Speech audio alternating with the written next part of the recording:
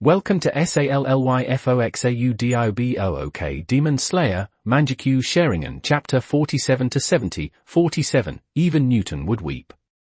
1589 words. Hearing his name, Gyoko, emerging from his pot, immediately rubbed his hands together excitedly, his misplaced facial features twisting into a sycophantic grin. Yes, Lord Musen. My pot detected a hidden valley. While it hasn't been fully confirmed, there is the scent of a large quantity of high-quality ore there. 9 times out of 10, it is the place where those demon slayers forge their swords. Very well. Musen's voice turned cold. Hantengu, go with Gyoko. Once the location is confirmed, raze that village to the ground. Kill every swordsmith. Without their Nichiren blades, those demon slayers will be like snakes with their fangs pulled out, left to be slaughtered by us. Understood, Lord Kibutsuji Musen. Gyoko accepted the order eagerly. Hantengu trembled as he kowtowed. Why yes. I will carry out your command. After arranging the plan to destroy their source of weapons, Musen's gaze shifted to the others. Doma. I'm here. Does Lord Musen have any instructions? Doma waved his fan and looked up with a smile. Go and investigate the background of that boy with the Hanafuda earrings who has been active within the Demon Slayer Corps recently, as well as that black-haired swordsman who uses lightning. In Musen's mind, the image of the young man in the black harari from Akaza's memory surfaced. In his eyes, that boy was nothing more than a slightly faster mouse, but the fact that he had been able to coordinate with the flame hashare to force Akaza back made him a potential threat. Find them, then kill them. Bring their heads to me. Doma snapped his golden fan shut and lightly tapped it against his lips, a flicker of interest flashing through his eyes. A swordsman who uses lightning? Sounds like his meat would have quite an electrifying taste. No problem, Lord Musen. I'll personally cut him down and present him to you. Hearing this, Akaza clenched his fists once more. That human was clearly his prey. He had already sworn that the next time they met, he would crush him with destructive death to wash away his shame. But he did not dare disobey Lord Musen's orders and could only suppress his killing intent deep within his heart. At last, Musen turned his gaze toward Kokushibo, who stood at the highest point. Kokushibo, continue your search for the blue spider lily. If you encounter any hashare who have awakened the demon slayer mark, show no mercy. Kokushibo lowered his head slightly, his 6 eyes utterly still. I will obey your command. With everything arranged, Kibutsuji Musen turned and strode away. A feeble organization like the Demon Slayer Corps has lingered on its last breath for far too long. This time, I will erase them completely from this world. Ting, tilde. Nakami plucked the biwa once more. The figures of the upper ranks gradually faded as space twisted, each of them being sent to different corners of the outside world. The Infinity Castle returned to its deathly silence. Musen walked alone down the corridor, his expression dark and unreadable. Once the swordsmith village was destroyed, the Demon Slayer Corps would lose its source of weapons. Then, by dispatching a fighter on Doma's level to hunt down the most outstanding among them, even if the Demon Slayer Corps had truly mastered the Demon Slayer mark, it would make no difference. Human bodies had limits, while the upper ranks under his command were tireless killing machines. Just wait, Ubuyashiki, your foolish family will soon be wiped out. If the atmosphere within the Infinity Castle was like an abyss that suffocated all who entered, then the Butterfly Mansion in the early morning was a disaster zone filled with the chaos of everyday life. Ah! It's gone! It's all gone again. 300 catties of rice were delivered just yesterday, how is there not even a single grain left this morning?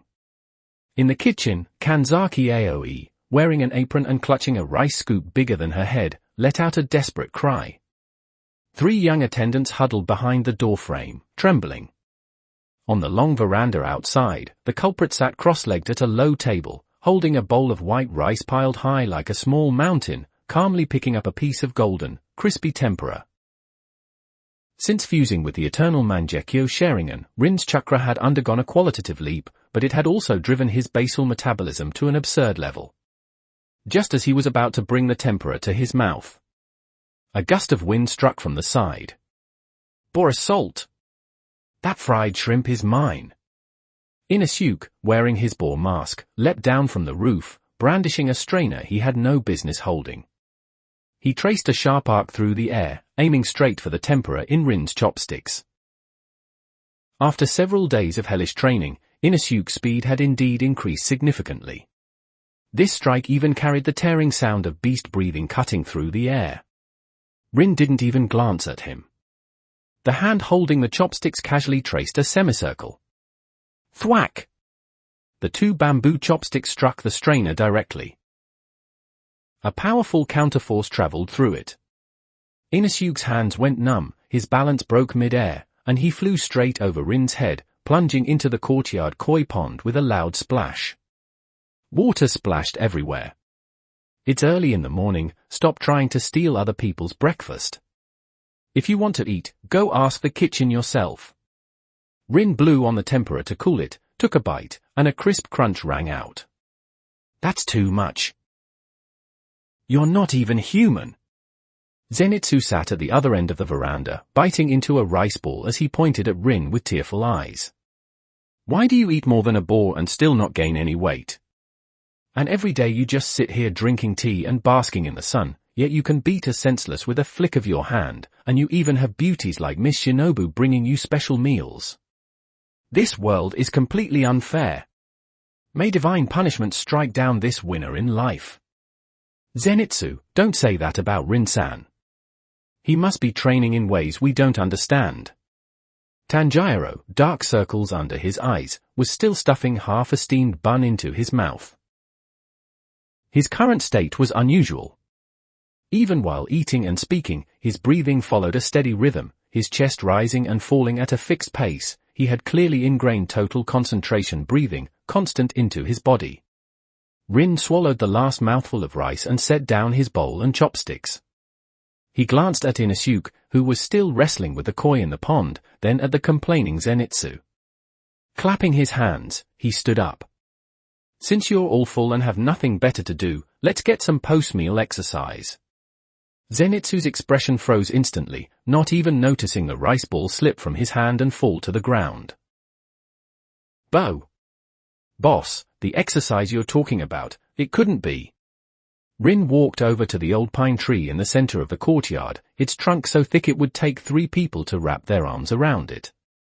He slipped one hand into his pocket, looked up at the canopy more than 10 meters above, and said calmly, "As swordsman, if you can't make full use of your surroundings, what will you do when you encounter a demon that can fly or climb walls? Just stand there and stare from below." "But how could a person?" Tanjiro started to question how a human could defy gravity. Before he could finish, his mouth hung open, unable to close. He watched as Rin lifted his right foot and stepped directly onto the vertical tree trunk. Without any run-up, without using his hands, he moved as if walking on level ground, 1 step, 2 steps, 3, his body remaining perfectly parallel to the earth as he casually strolled up the vertical pine tree. If Newton were here, his coffin lid would have flown open. "You've got to be kidding me." Zenitsu clutched his head with both hands and let out a pig-like scream. "How are you ignoring gravity? Did you coat your feet in glue? This isn't swordsmanship at all, this is magic. It has to be magic." Inosuke, who had just crawled out of the pond, was equally stunned, his eyes wide beneath the boar mask. "I want to learn this too. Is this the legendary Mountain King's footwork?" Rin reached a thick branch, flipped over, and planted his feet on its underside, hanging upside down like a bat. Crossing his arms, he looked down at the 3 stunned boys below. This was merely the most basic form of chakra control training in the world of Naruto, tree climbing. But in the Demon Slayer world, where such techniques did not exist, the visual impact was nothing short of a miracle. "Stop staring. This is an application of chakra. You'll never learn it in your lifetime." Rin mercilessly crushed their hopes. "Boo! Then why did you even show us? Just to mess with us? Zenitsu shouted in exasperation. Hetilda, don't rush.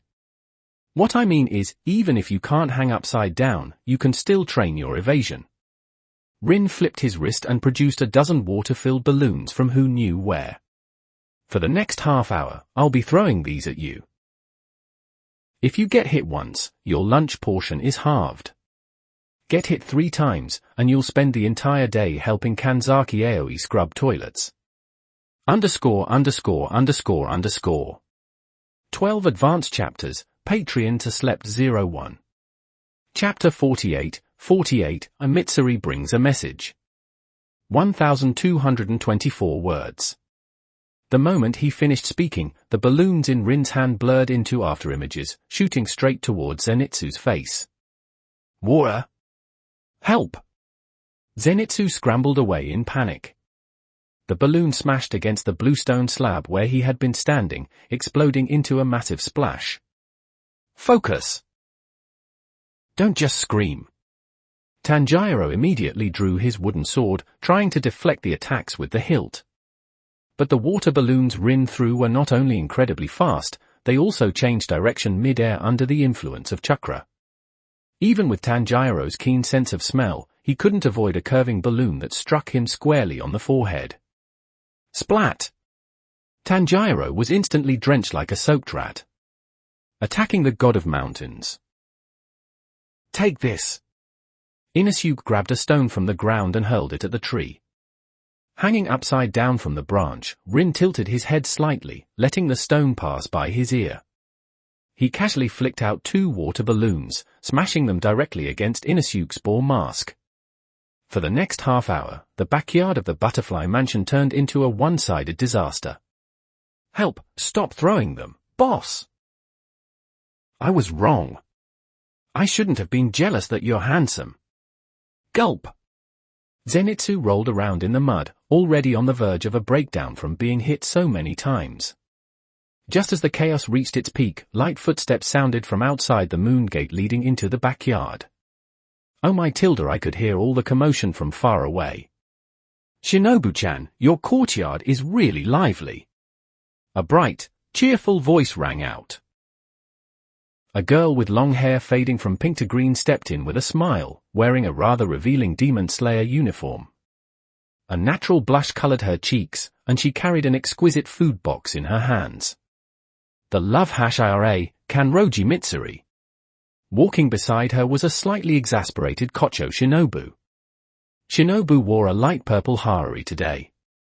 The moment she saw the 3 mud-covered figures rolling around in the courtyard, along with Rin hanging upside down from the tree, she felt a headache coming on. Rin-san, you're bullying them again, Shinobu sighed, though there was no real reproach in her tone. Rin released his grip, flipped lightly through the air, and landed steadily on the veranda, not a single drop of water on him. Just training. He clapped his hands, his gaze settling on the food box Mitsuri had brought. Did you bring something good? Hello, Rin-san. I'm the love #IRA, Kanroji Mitsuri. The moment Mitsuri saw Rin approach, her eye sparkled with countless pink stars. She clasped her hands to her chest, screaming internally. Ha! He's so handsome up close. Not only does he have the aura of a powerhouse, but there's also this lazy, charming vibe. How is anyone supposed to resist this? She quickly held out the food box. This is Sakura mochi I made myself. I heard Rin-san was here, so I specially brought it for everyone to try. Thanks. Rin didn't stand on ceremony. He took the box, opened it, picked up a pink Sakura mochi, and took a bite. The sweetness was just right, carrying a faint cherry blossom fragrance. It tasted quite good. Mitsuri watched Rin eat the Sakura mochi, her cheeks flushing with excitement. She couldn't help but lean close to Kocho Shinobu's ear and whisper. Hey, Shinobu-chan. How far have things progressed between you two? I heard you're not only living in the same courtyard, but he even carries the sasha you gave him on missions. That's basically newlyweds. When's the wedding? Can I come? The barrage of questions made Shinobu's mind go blank. The insect Hashira, usually sharp-tongued and composed, looked like a cat whose tail had been stepped on. Her face flushed bright red, and even her words came out in a stammer. Mitsuri. What nonsense are you talking about? Newlyweds, we're not like that at all. He's just a shameless freeloader. Eh? Are you lying? Mitsuri blinked her large eyes, then looked at Rin in disbelief. But the way you looked at him just now was full of love. That can't be faked. It's the unmistakable scent of romance. Shinobu was both flustered and furious, wishing she could disappear into the ground. Just as she was about to argue back, a strong arm suddenly wrapped around her shoulders. Rin casually pulled her into his embrace. With his other hand, still holding the half-eaten Sakura mochi, he brought it to Shinobu's lips. Don't listen to her nonsense. Rin glanced at Mitsuri, a sly smile curling at the corner of his mouth. We're not newlyweds. We're still in the passionate stage of our relationship. Boom! It was as if a bomb had gone off in Kocho Shinobu's mind. Her entire body stiffened on the spot. She instinctively opened her mouth, and Rin seized the moment to stuff the Sakura mochi in. Wah! Kanroji Mitsuri covered her cheeks with both hands, practically steaming as 2 puffs of hot air burst from her nose. The sudden display left her dizzy. Overwhelmed by the sheer sweetness, she stomped her feet in place. It's too sweet. This is way too sweet. It's 100 times sweeter than the Sakura mochi I made. Woo woo woo, I want to fall in love too. I want a bold, overbearing boyfriend like this. Mitsuri cried out, completely immersed in her own pink fantasies, even tearing up from excitement. Zenitsu, who had just climbed back up from the courtyard, saw this scene and took another devastating blow. His eyes rolled back, and he collapsed, foaming at the mouth. Tanjiro rushed over and pressed his philtrum. Zenitsu! Hang in there, Zenitsu! Shinobu finally snapped back to her senses. She bit down hard on the Sakura mochi in her mouth, shoved Rin's arm away in embarrassment and anger, and stomped hard on his leather boot. You shameless liar! Shut up! She turned and ran without looking back, leaving only an exasperated shout behind her. Don't expect to eat lunch today. I'm going to the kitchen and dumping all your food for the pigs. Watching Kocho Shinobu's retreating figure, as well as the love Hashira beside him still starry-eyed, Rin couldn't help but chuckle. Teasing this easily flustered butterfly was far more entertaining than dealing with those dull demons. Rin-san. Mitsuri wiped the tears from the corners of her eyes, suddenly recalling her real purpose. Her expression turned slightly more serious. Actually, besides delivering the Sakura mochi, I also came to pass along a message from Ayakata-sama. Rin's smile faded as he turned to look at her. Ayakata-sama said that, based on the latest intelligence gathered by the Kakushi, traces of demons have been found in a remote mountain forest to the northeast. Mitsuri swallowed, her tone growing heavy. That's where the swordsmith village is located. And it seems the 12 Kizuki are gathering in that direction as well. At the mention of the swordsmith village, a deep glint flickered in Rin's eyes. That big fish, Musen, had finally taken the bait. Understood. Rin brushed the crumbs from his hands, his gaze passing over the courtyard wall toward the northeastern horizon. Tell Ayakata-sama to prepare logistics and the corpse retrieval team. This time, I'll make sure every upper rank that dares to show up there is stripped to the bone. ______. 12 Advanced Chapters, Patreon to Slept 01.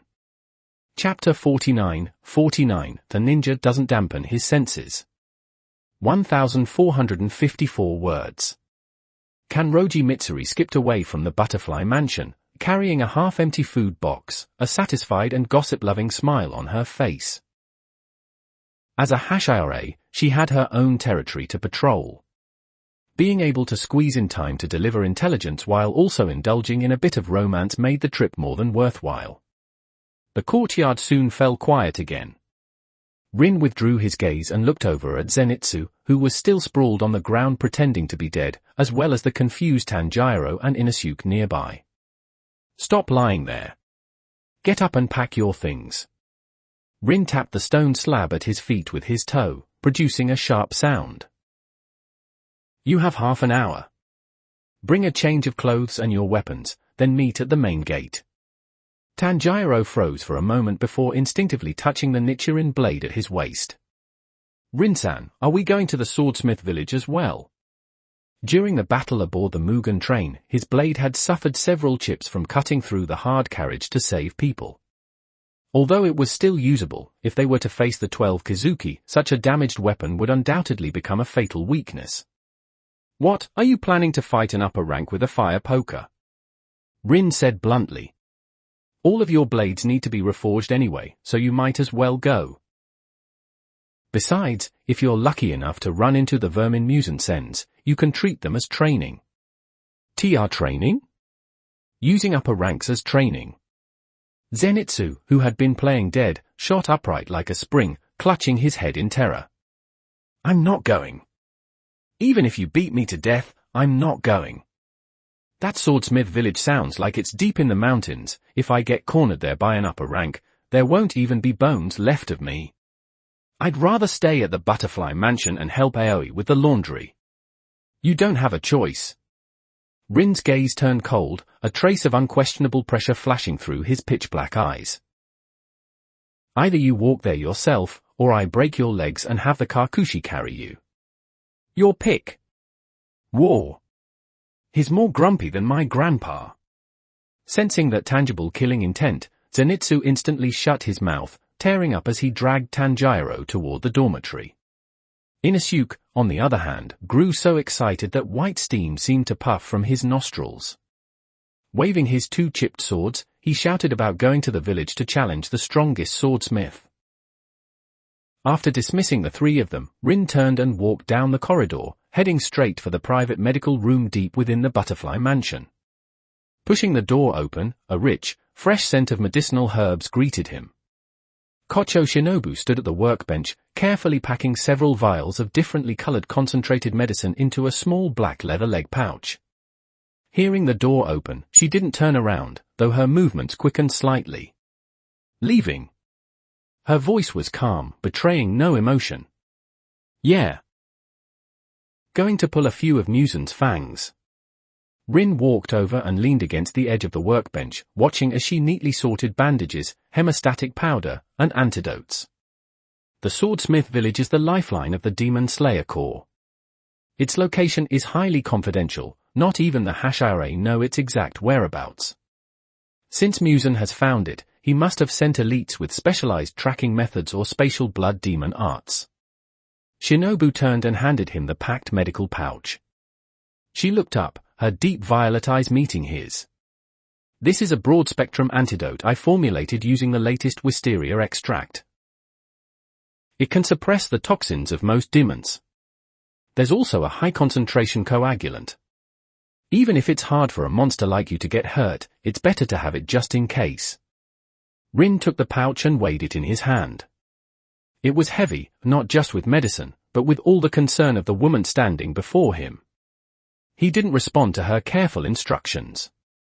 Instead, he suddenly reached out, his fingertips gently brushing the faint dark circles beneath Shinobu's eyes, traces left by days of staying up late to prepare medicine. Don't keep staying up all night in the lab while I'm gone. If you've lost weight by the time I get back, I'll tie you to the bed and force feed you. Rin's tone was as casual and overbearing as ever. Shinobu's cheeks warmed slightly. She instinctively wanted to turn her head away from his touch, but in the end, she didn't move. HMPH. Stop being so full of yourself. I'm in charge of the butterfly mansion, I have countless injured to treat every day. Where would I find the time to stay up late like that, she muttered, biting her lip.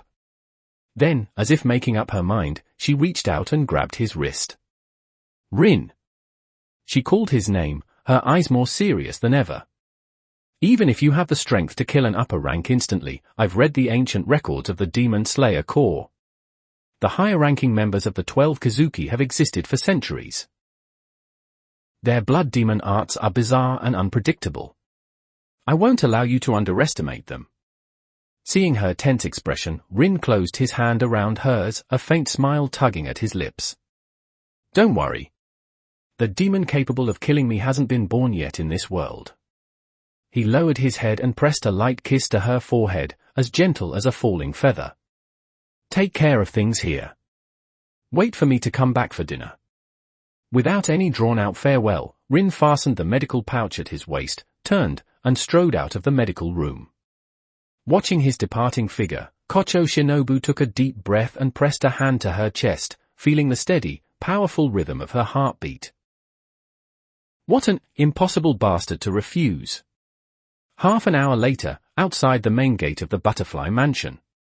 The 3 fully armed cockroaches were already lined up with their packs on their backs. Tanjiro carried the wooden box containing Nezuko, looking full of energy. Zenitsu's face was written with pure despair, as if he had already given up on life. Inosuke, wearing his boar mask, paced back and forth restlessly. Standing before them was a logistics member of the Demon Slayer Corps Kakushi. His name was Goto. Most of his face was covered, and he looked extremely nervous. Rin-sama, Tanjiro. Goto swallowed hard, pulling out several thick black cloth strips and a few strange nose plugs from the cloth bag on his back. Bracing himself, he spoke. According to the highest confidentiality regulations of the Demon Slayer Corps, anyone heading to the Swordsmith Village, regardless of rank, must be blindfolded and have their ears and noses blocked.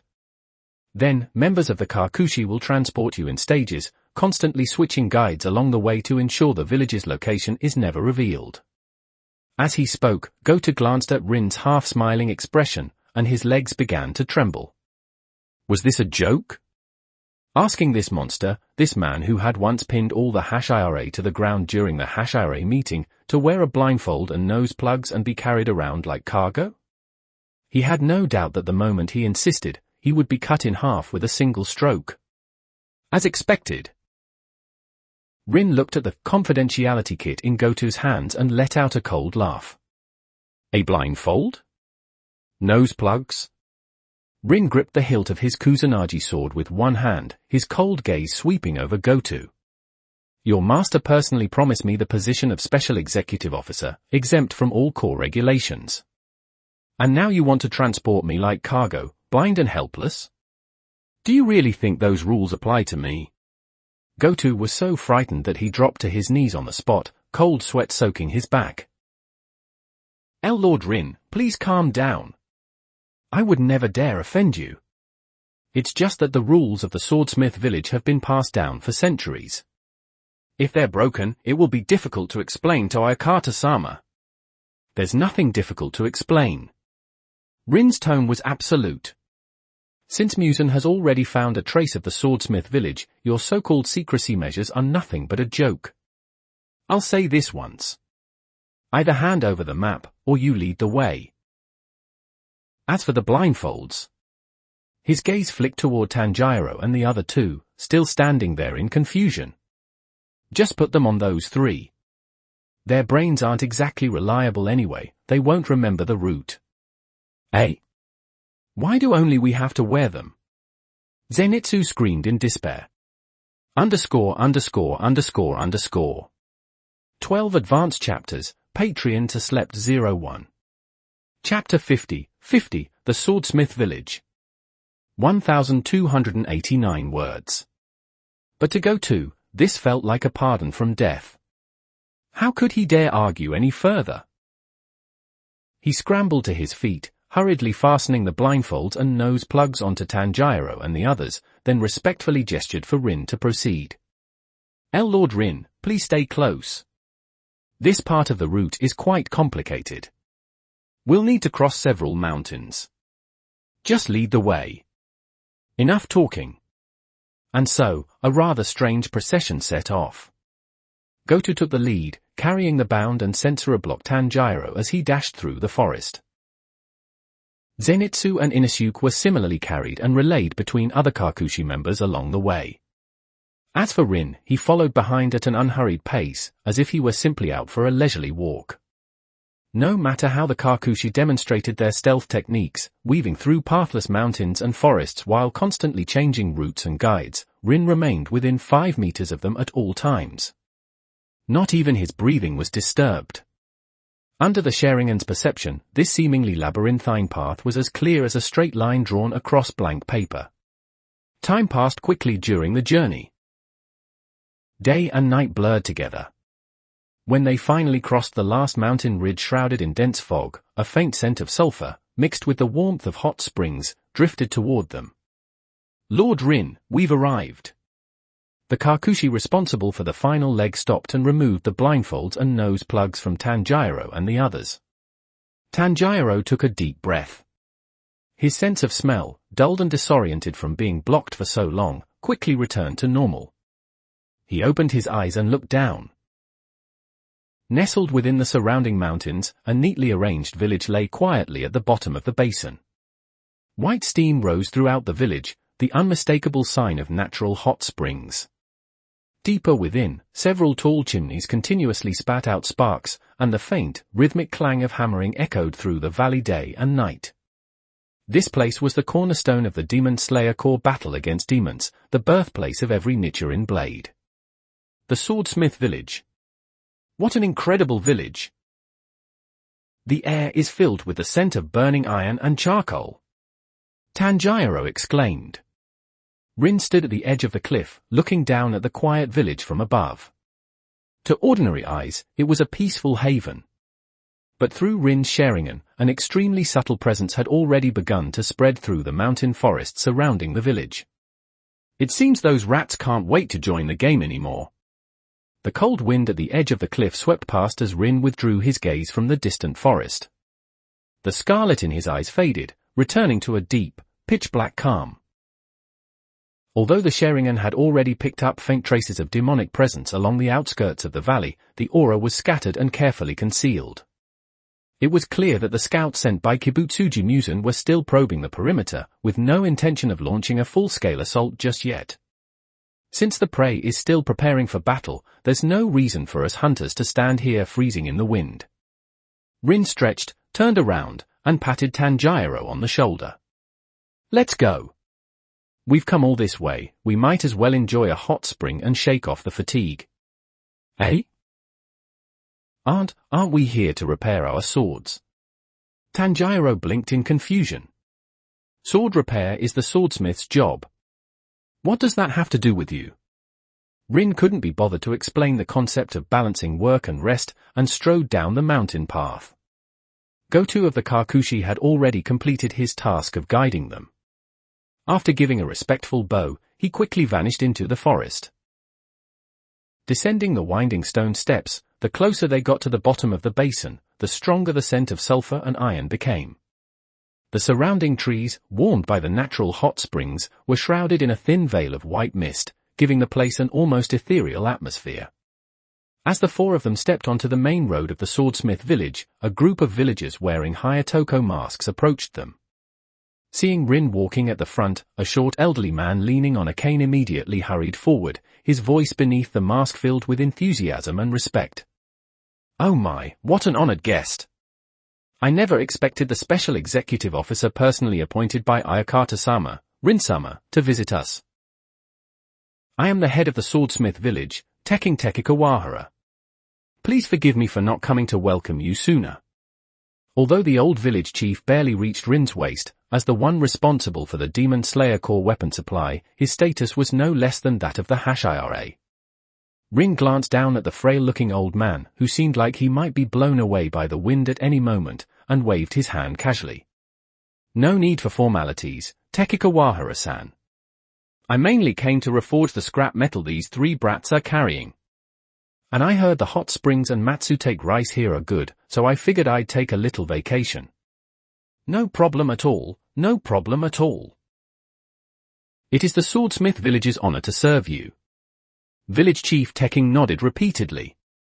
Not long ago, when Haganezuka Hotaru forged that special straight sword for Rin, all the senior craftsmen in the village had witnessed the quality of the top-grade Tamahagen used. Later, when news spread that this man could kill an upper-rank demon in an instant without even needing a Nichiren blade, the swordsmiths became both respectful and wary of him. Village chief. Tanjiro quickly stepped forward and bowed deeply.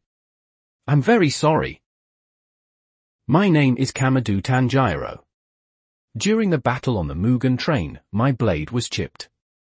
May I ask if Haganezuka-san is here? I would like to apologize to him in person and ask him to repair my sword.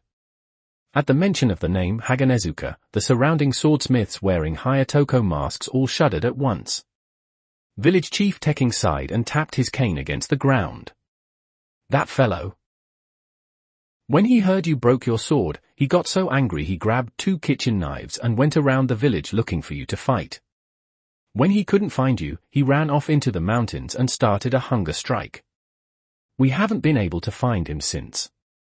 A hunger strike. Tanjiro broke out in a cold sweat, swallowing nervously. Forget about him.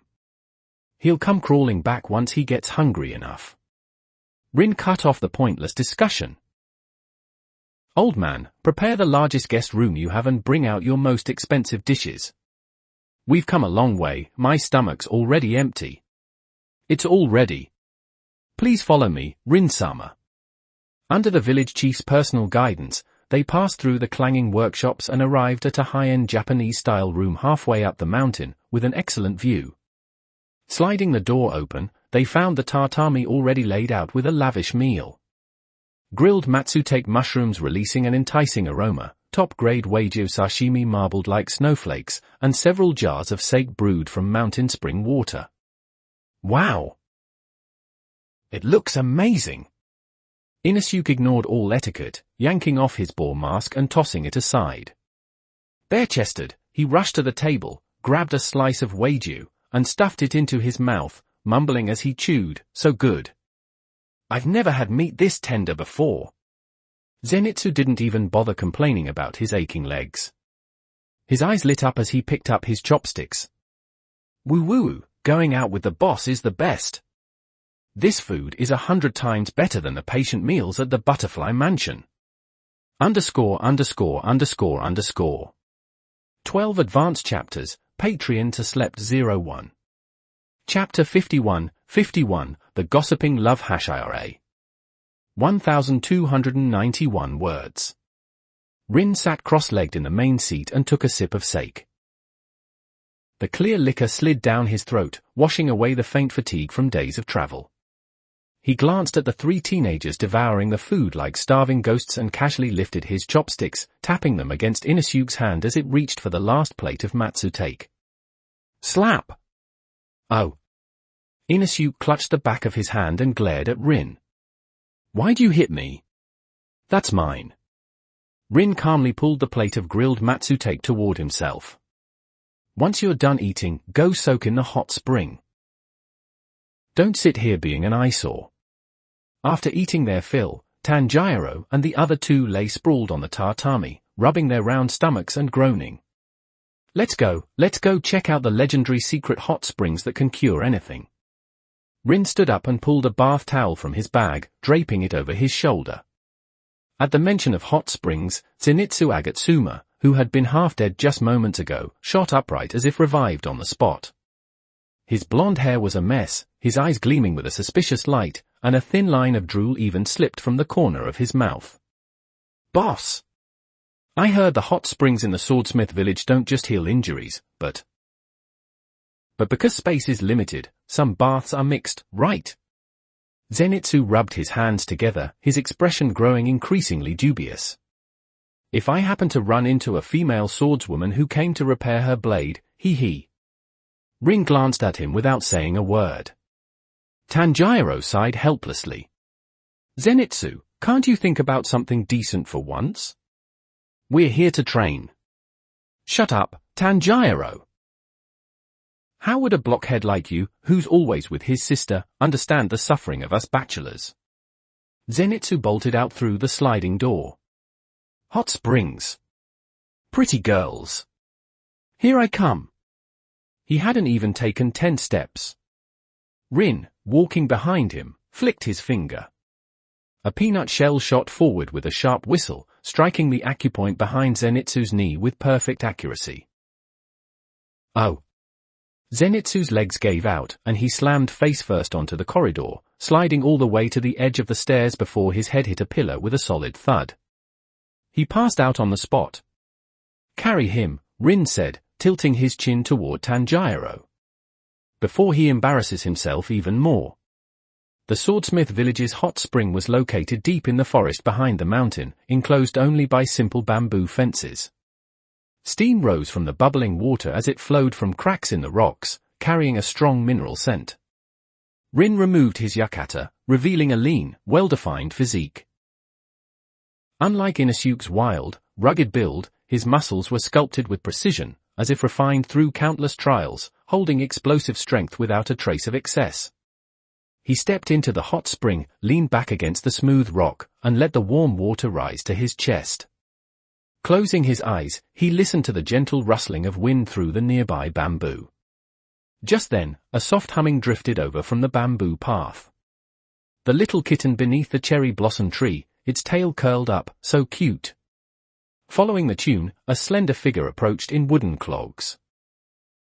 She wore a loose pink yukata, her long hair fading from pink to green draped damply over her shoulders, clearly having just come from another bath.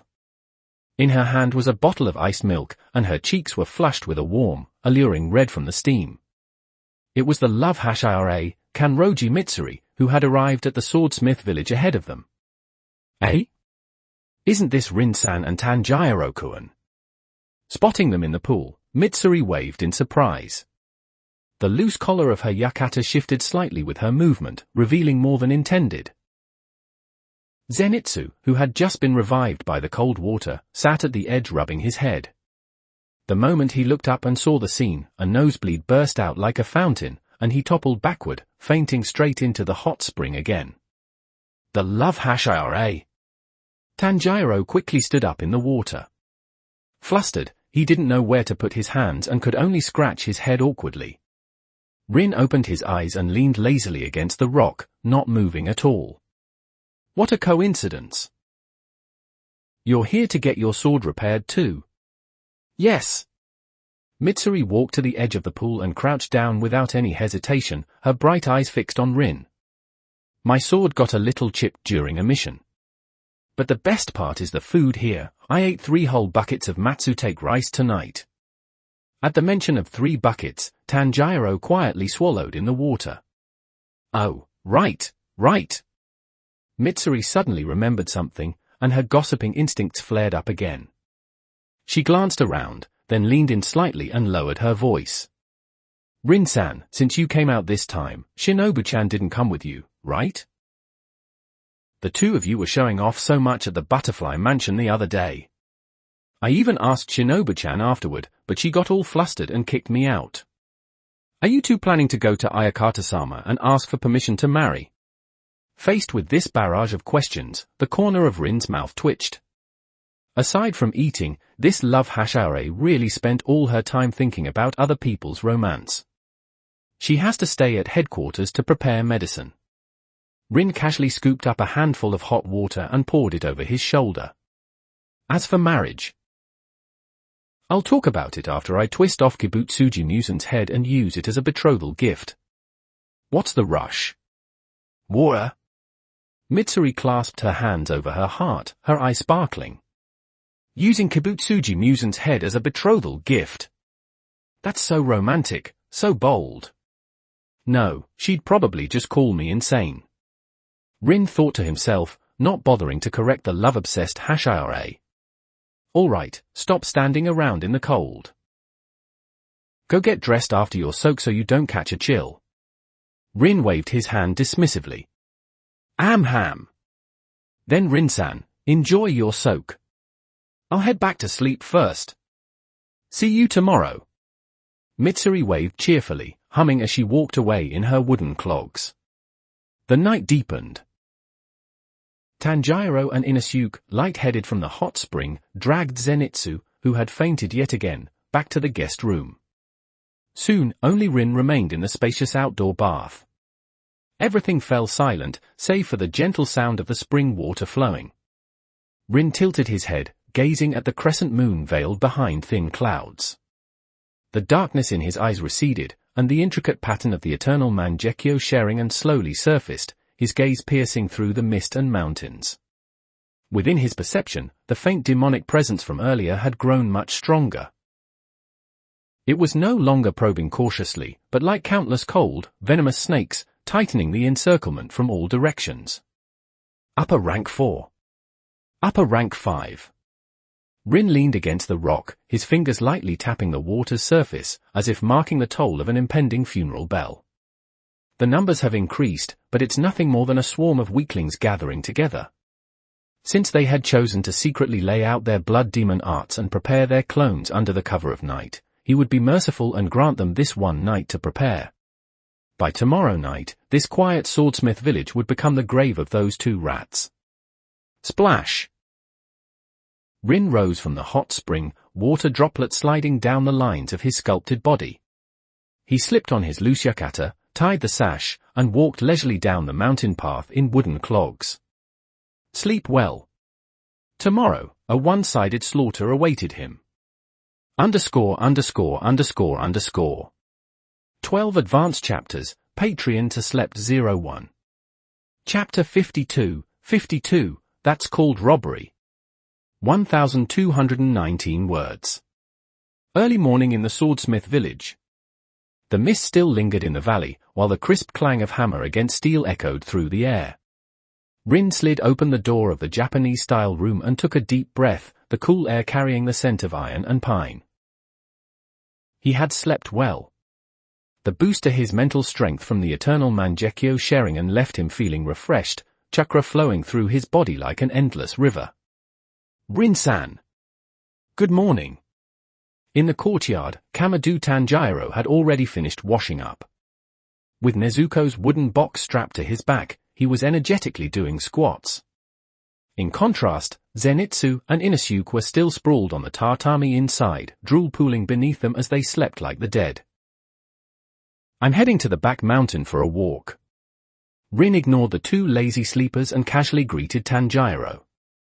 The two of them followed the stone path through the village toward the forest in the back mountain. They hadn't gone far when a sharp argument broke out from a clearing ahead. Give me the key. Your task is to hand it over and then step aside. The speaker was a young boy with long black hair that faded into mint green at the tips. He wore an oversized Demon Slayer Corps uniform. His eyes were dull and empty, like still water, as he gripped a child wearing a Hayatoko mask by the collar with one hand, his voice completely devoid of emotion. The mist Hashira, Tokito Muichiro. The child he was holding was named Kotetsu. He struggled desperately, his voice muffled by the mask and tinged with tears. No. That's a mechanical doll passed down by our ancestors. Even if it's broken, I can't just hand it over to someone like you who doesn't know how to value it as a training partner. How troublesome. Muichiro frowned slightly. I am a Hashira. My time is more valuable than the life of a swordsmith like you. Let go. He raised his hand, about to strike the disobedient child. Stop. Seeing this, Tanjiro's sense of justice flared instantly. Without hesitation, he rushed forward and grabbed Muichiro's raised wrist. As a Hashira of the Demon Slayer Corps, how can you use violence against an ordinary child? Tanjiro glared at him. Muichiro glanced at Tanjiro expressionlessly, as if searching his memory for who he was, then quickly gave up. With a simple twist of his wrist, an overwhelming force broke free from Tanjiro's grip. In the same motion, he struck back with a hand blade aimed at Tanjiro's neck. Bang! Tanjiro didn't even have time to react. His vision went black, his legs buckling as he began to collapse. But before Muichiro's strike could fully land, another hand reached out from the side, steadying Tanjiro by the shoulder, while two fingers clamped down on Muichiro's wrist like iron. Picking on a child first thing in the morning, are Hashira of the Demon Slayer Corps really this idle? With one hand in his pocket, Rin stopped Muichiro's movement with the other, his calm gaze fixed on the prodigy before him. A ripple finally appeared in Muichiro's empty eyes. He recognized this face. In the Ubuyashiki courtyard, it had been this man who knocked down all the Hashira in a single move with that strange purple lightning. Muichiro tried to pull his wrist free, but it didn't budge. The strength he prided himself on couldn't even stir a ripple against this man. Let go. I only want the training doll. He's wasting my time, Muichiro said flatly, as if stating an obvious fact. If someone refuses to give something and you take it by force, that's called robbery. Rin flicked his hand, sending Muichiro stumbling back 3 or 4 steps. If you want to get stronger, go chop stones in the mountains. Using a broken wooden doll from centuries ago as your sparring partner, if that's all you rely on, this is as far as you'll ever go. Muichiro steadied himself and rubbed his sore wrist. He took a long look at Rin. Though his memory loss dulled his emotions, his instincts told him clearly, this man was extremely dangerous, and under no circumstances should he draw his blade. Boring. Leaving that single word behind, Muichiro turned and walked into the depths of the forest without another glance, abandoning his attempt to take the key. Kotetsu, who had fallen to the ground, burst into tears. Tanjiro rubbed his aching neck while awkwardly trying to comfort him. Rin shifted his gaze toward the center of the clearing. There stood a tall mechanical doll with 6 arms, each holding a worn wooden sword, its face hidden behind a weathered mask. Despite the passage of time, a restrained sword intent still lingered around it. Yorichi Type 0. A training doll created based on the movements of the man who had once driven Muzan to the brink of death, Tsugikuni Yorichi. Because nothing and no one could keep up with Yorichi's speed, the craftsman had given it 6 arms to simulate his movements. Rin stepped forward and examined the doll up close. Within his pitch-black pupils, the 3-tomo Sharingan quietly emerged. Under his microscopic perception, the precise gear mechanisms and thread-driven movements inside the doll were laid bare before him. Exquisite craftsmanship. Unfortunately, it's still just a lifeless object. Rin gave a calm assessment as the Sharingan in his eyes faded. No matter how fast a sword technique it could imitate, without a human's adaptability or the support of breathing techniques, this machine was no different from a wooden post in Rin's eyes. Thank you for helping me. I can give you the key to show my gratitude. I have a feeling that you wouldn't try to break my... Kotetsu wiped his tears, stepped forward, and bowed deeply to Rin and Tanjiro. No need to thank me. This broken toy is useless to me. Rin gestured toward Tanjiro beside him. But for this stubborn kid, it makes a decent training dummy. Tanjiro, for the next few days, stay here and train your swordsmanship with this doll. You don't get to eat until you've cut it to pieces. Yes, Rin-san. Tanjiro straightened up immediately and accepted the order with full determination. The day passed quickly, filled with the sounds of hammering in the village and the clashing of wooden swords in the forest. As the sun set, night quietly fell over the swordsmith village. The temperature in the valley dropped sharply, and the mist rising from the hot springs took on an eerie quality in the darkness. At the edge of the once peaceful village, several swordsmiths on night watch patrolled with lanterns in hand. Gurgle, gurgle. A strange bubbling sound came from the grass by the roadside. What's that noise? A swordsmith approached with a lantern, puzzled. In the grass, a strangely shaped porcelain pot had appeared out of nowhere. Twisted patterns covered its surface, as if it were alive, faintly writhing. Before the swordsmith could get a clear look, a grotesque creature burst out from the mouth of the pot, a fish-like demon with sharp scales, human-like hands, and the lower body of a fish. Poochie! Its claw pierced straight through the swordsmith's chest, blood spraying out and staining his Hayatoko mask red. _____. 12 advanced chapters, Patreon to Slept 01. Chapter 53, The Manifestation of Wrath and Pleasure. 1260 words. There's a monster! A demon! The nearby swordsmith was terrified out of his mind. His scream ripped through the night, shattering the silence of the swordsmith village. In just a few minutes, countless porcelain pots of all shapes and sizes appeared throughout the village. Hundreds of bizarre, fish-like demons crawled out, attacking anyone they saw. Houses were overturned, and cries of panic and desperation echoed everywhere. The blood demon art of upper rank 5, Gyokko, had begun its massacre. Meanwhile, in a high-end guest room halfway up the mountain, Tanjiro had just finished a full day of intense training and lay on the tatami, his entire body aching as he rested. "Give it back, you boar-headed idiot. I saw it first." "Shut up, cry baby. The strong eat first." Zenitsu and Inosuke were still brawling over a piece of steak. "Ah. You can eat it. This god of the mountain has to go and water the dried leaves." Inosuke suddenly put on his mask and ran towards the woods. "Hey! Go to the toilets.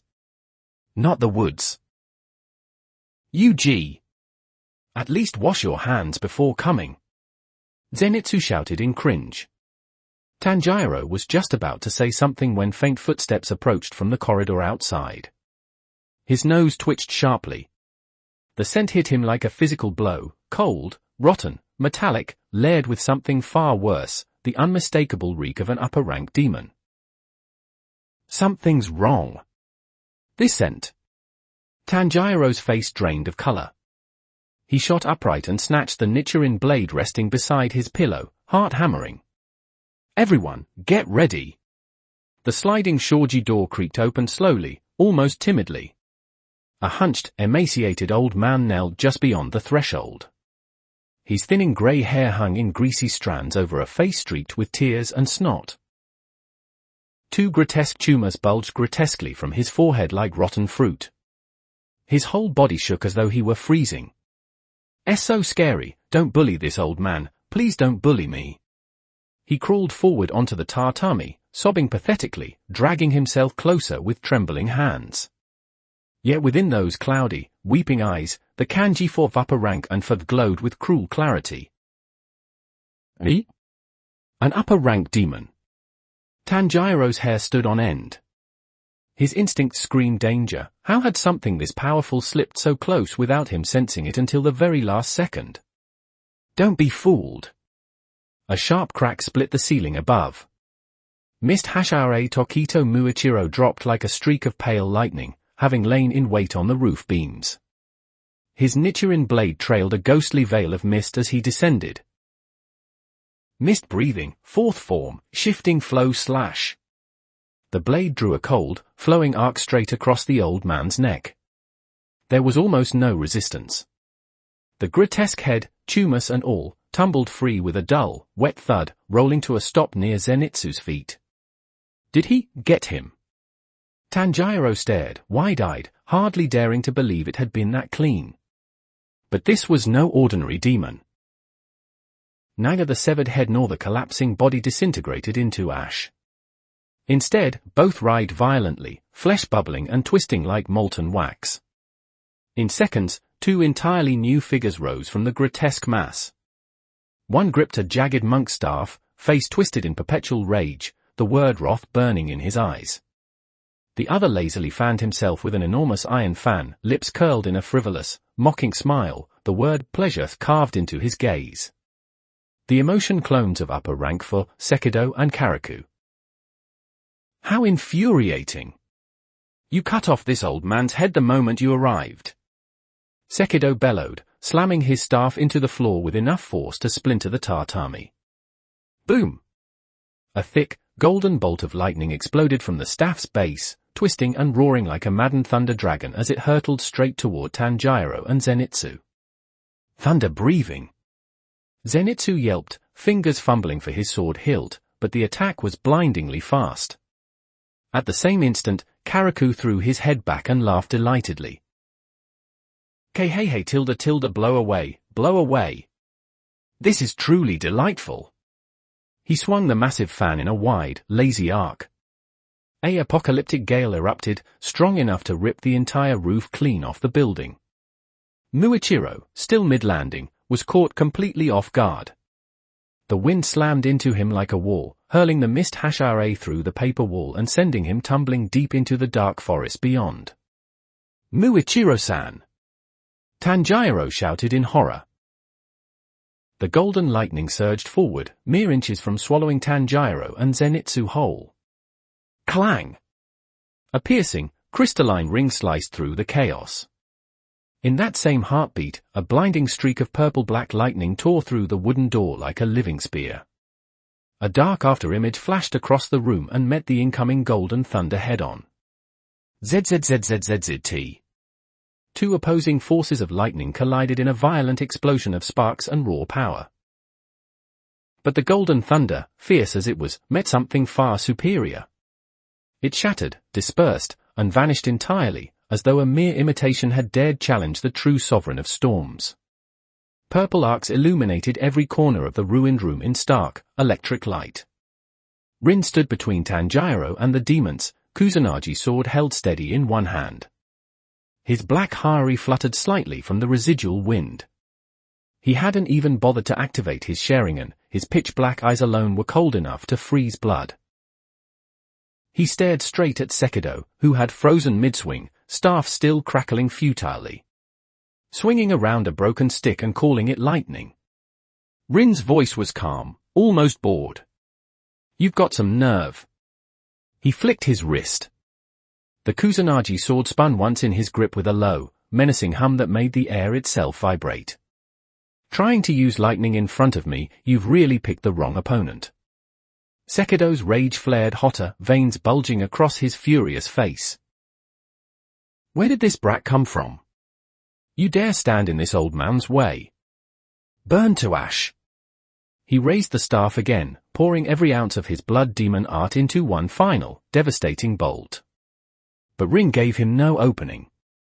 Bang! The tatami beneath Rin's feet exploded into fine powder. His body simply vanished, no afterimage, no blur, nothing. Sekido's vision swam. A razor-sharp killing intent locked onto his throat like invisible chains. Too slow. The whisper came from directly beside his ear. Rin had already reappeared in front of him. No hand seals.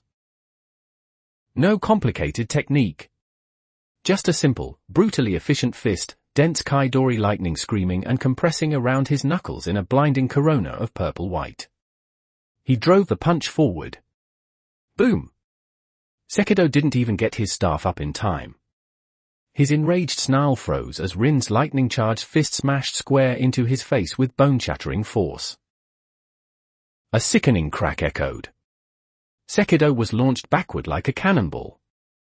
He smashed through wall after wall, splintering wood and sending debris flying, before slamming into the sheer cliff face outside with enough impact to embed his body several feet deep into solid rock. Dust and stone rained down around the crater. Whether he was still conscious was impossible to tell. Silence. The once chaotic room plunged into an eerie, suffocating stillness. Karaku's mocking grin had frozen solid, fan still raised mid-swing. His eyes were wide, pupils shrunk to pinpricks. Zenitsu and Tanjiro stood rooted in place, mouths hanging open, barely breathing. Rin slowly lowered his fist. Tiny sparks of lingering lightning danced across his knuckles before he casually flicked them away. He turned his head toward Karaku, who still hadn't moved. A faint, bloodthirsty smile curved slowly across Rin's lips. "You're next, fan freak. ______. 12 advanced chapters, Patreon to Slept 01. Chapter 54, Sorrow and Joy. 1,346 words. Splintered wood chips drifted through the night air. Staring at the gaping hole in the wall, Karaku froze for a brief moment before his lips curled into an exaggerated grin, and he burst into loud laughter. Ha ha ha! How amusing! That hot-headed Sekido actually got punched away. This is truly delightful. Laughing until tears nearly formed, Karaku raised the massive maple leaf fan in his hand. Though he laughed, the killing intent in his eyes surged to its peak in an instant. To repay you for this delight, die! Whoosh! He swung the fan down with full force, and a hurricane several times stronger than before erupted from the ground. The wind pressure, like countless invisible blades, shredded tatami, wooden pillars, and even the foundation in its path, forming a raging tornado that tore through everything as it charged straight toward Rin and the others behind him. "Rin-san, be careful! That wind can tear you apart!" Tanjiro shouted, enduring the pain in his neck. Rin stood directly in front of the storm, not even shifting his stance.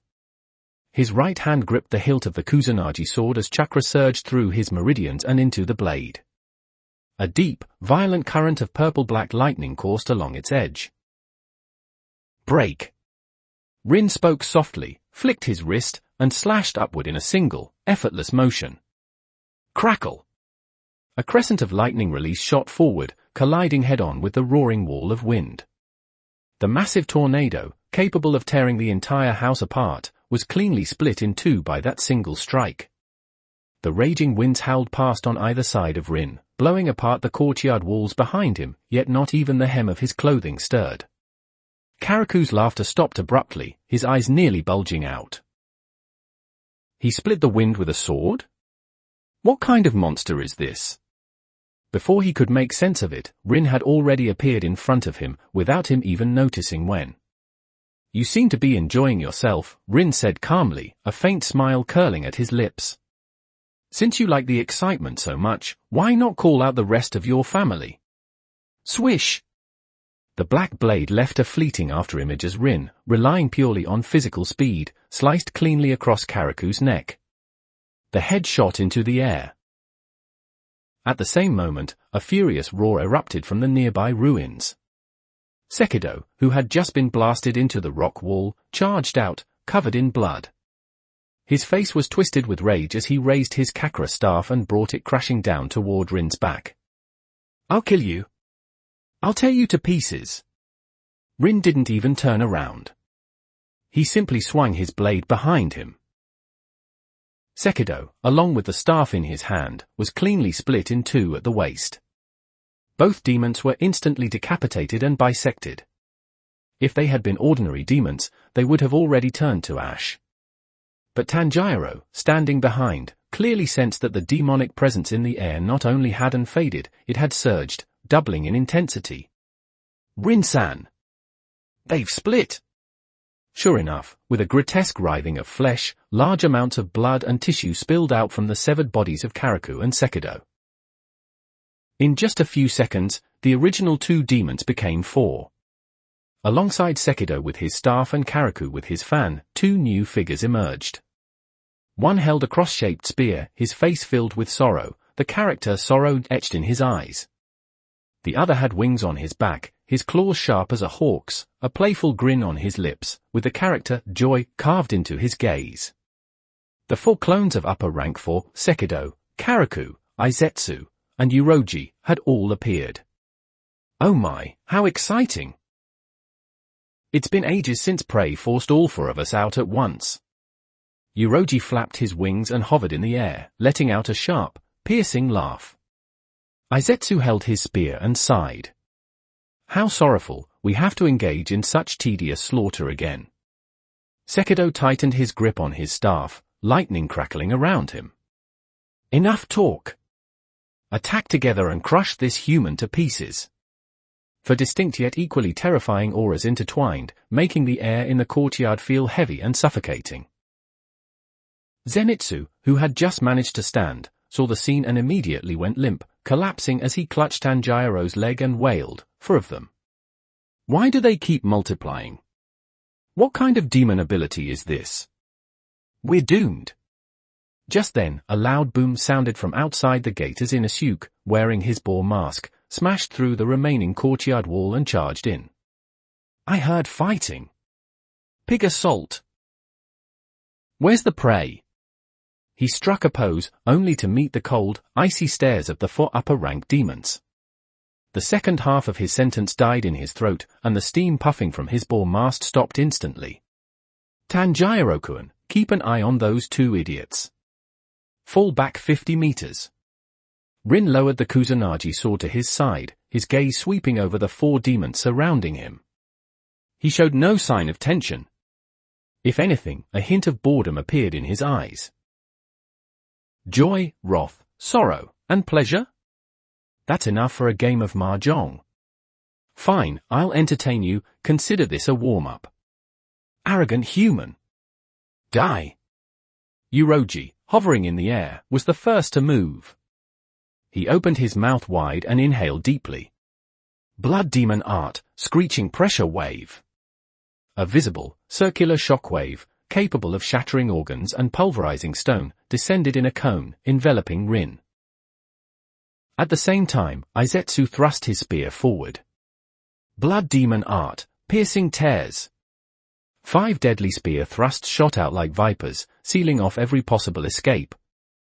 With sonic waves from above, spear strikes from the front, and Sekido and Karaku poised to unleash lightning and wind at any moment, it formed a near-perfect kill zone. Tanjiro's breathing stalled from the tension. Yet at the center of it all, Rin simply raised his left hand and formed a seal. A massive surge of fire release chakra gathered instantly in his throat. Fire release, great fireball technique. Boom! A gigantic fireball, over 7 meters wide, burst from Rin's mouth and collided head-on with the descending shockwave. Sonic force could shatter matter, but against pure energy, Uroji's attack crumpled like paper against a wall of flames, instantly distorted and overwhelmed by the heat. The fireball continued forward without losing momentum, slamming directly into Uroji. It's hot! Uroji screamed, his wings scorched nearly in half as he plummeted from the sky like a roasted bird. At the same moment, Izetsu's spear reached Rin's chest. Got you, how sorrowful, Izetsu muttered, a cold glint in his eyes.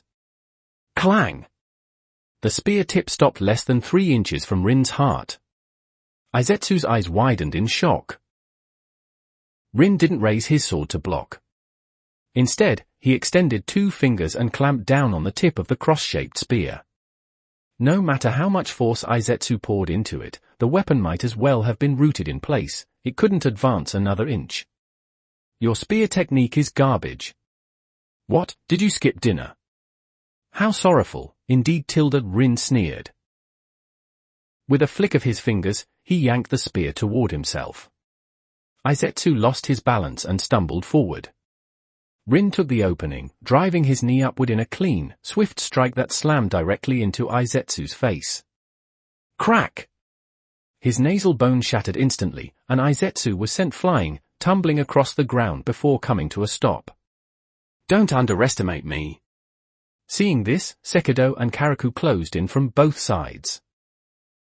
The Kakura staff crackled with violent golden lightning, while the fan unleashed slicing gusts of wind, both attacks converging on Rin at the same time. Rumble!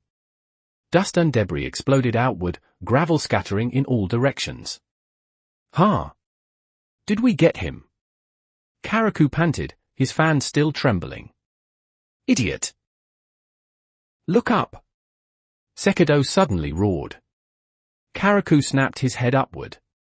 The Rin who had been standing there had turned into a charred wooden stump. The real Rin had already appeared above them, descending silently. Looking for me? ______. 12 advanced chapters, Patreon to Slept 01. Chapter 55, Upper Rank 4 Strongest Form, Zohakuton. 1305 words. Looking for me? He hung upside down in mid-air, the Kusanagi sword in his hand blazing with brilliant blue lightning. Lightning release, Kaidori current. With Rin at the center, a surge of high-voltage electricity erupted outward, forming a massive net that engulfed Sekido and Karaku. Gah! The two screamed as their bodies convulsed violently under the paralysis.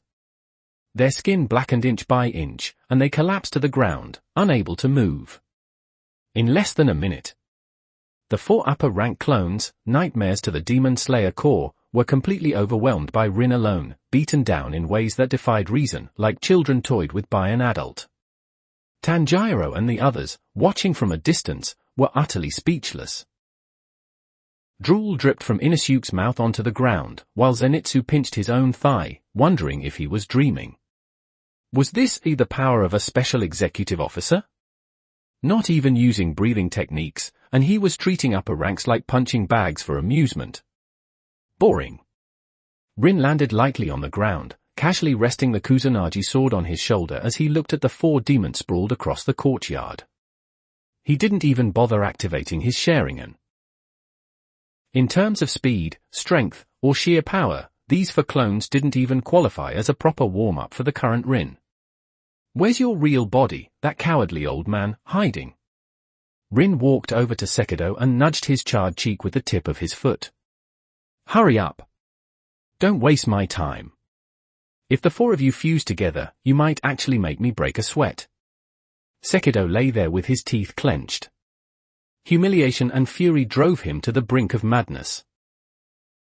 As upper rank 4, he had never suffered such disgrace. This wasn't even a fight. He was being completely dominated and humiliated. Unforgivable, absolutely unforgivable. A hysterical madness burst from Sekido's bloodshot eyes. He suddenly reached out, grabbed the still convulsing Karaku beside him, opened his bloodied mouth, and bit down. Fuse! I'll crush you, arrogant human, down to the very soul. At Sekido's roar, Karaku's body instantly dissolved into a mass of flesh and blood and merged into him.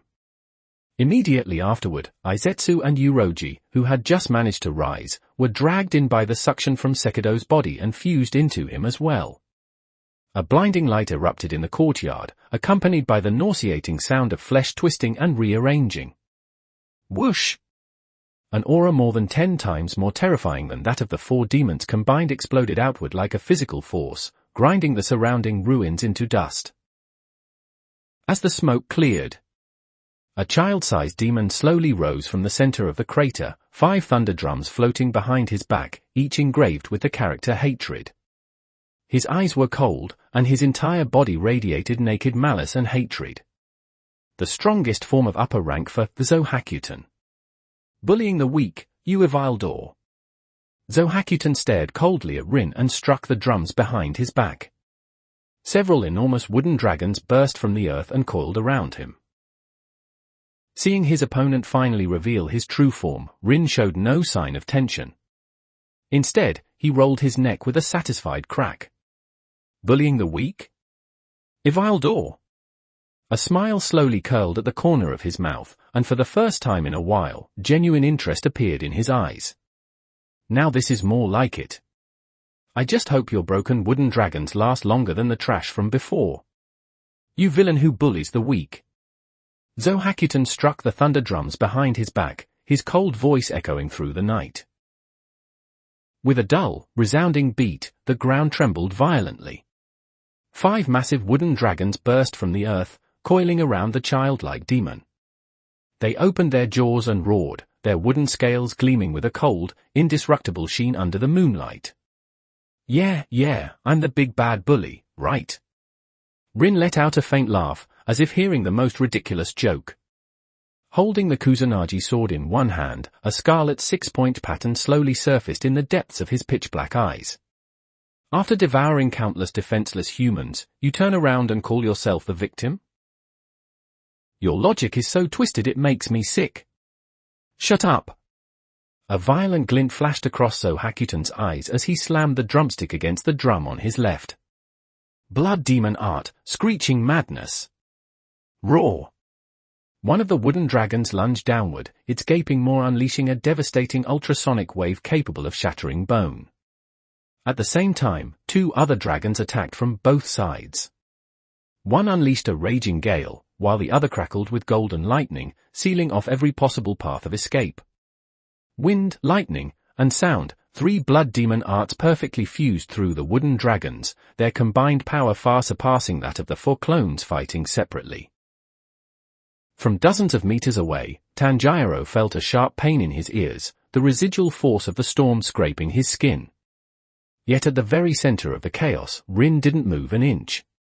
His eternal Mangekyou Sharingan slowly spun. What looked like a world-ending assault to others was reduced to clearly defined energy flows in his vision. Swoosh! Rin flipped his wrist, and blue-violet lightning release chakra surged along the Kusanagi blade. Instead of retreating, he stepped forward to meet the dragon head-on. His arm rose. Then the blade fell. The black sword cleaved upward, striking precisely at the structural weak point beneath the wooden dragon's jaw. With a sharp tearing sound, the wooden dragon's head, larger than a house, was cleanly split in two. The ultrasonic wave gathering in its jaws collapsed instantly, dispersing into a hollow hiss. Rin's figure twisted with unnatural precision, slipping through the narrow gaps between the hurricane and the lightning. Using the severed body of the wooden dragon as a foothold, he kicked off and shot into the air. The Kusanagi sword flashed twice, releasing two crescent arcs of lightning that sliced the flanking wooden dragons cleanly at the waist. What? For the first time, shock appeared on Zohakuten's otherwise calm face. The wooden dragons he prided himself on, harder than ordinary Tamahagane, were being cut apart like rotting wood under this man's blade. If you think these scraps of wood can protect you, I'll just burn them all down. Suspended in mid-air, Rin sheathed the Kusanagi sword and rapidly formed hand seals in front of his chest. Snake, ram, monkey, boar, horse, tiger. His hands moved so quickly that even afterimages were barely visible. A vast amount of fire release chakra condensed and heated within his chest. Fire release, great dragon fire technique. Boom! Boom! Boom! With Rin's exhale, 3 massive fire dragons roared into existence, surging skyward.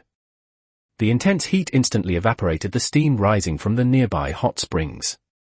Instead of striking Zohakuten directly, the fire dragons locked onto the remaining wooden dragons. Like oil meeting flame.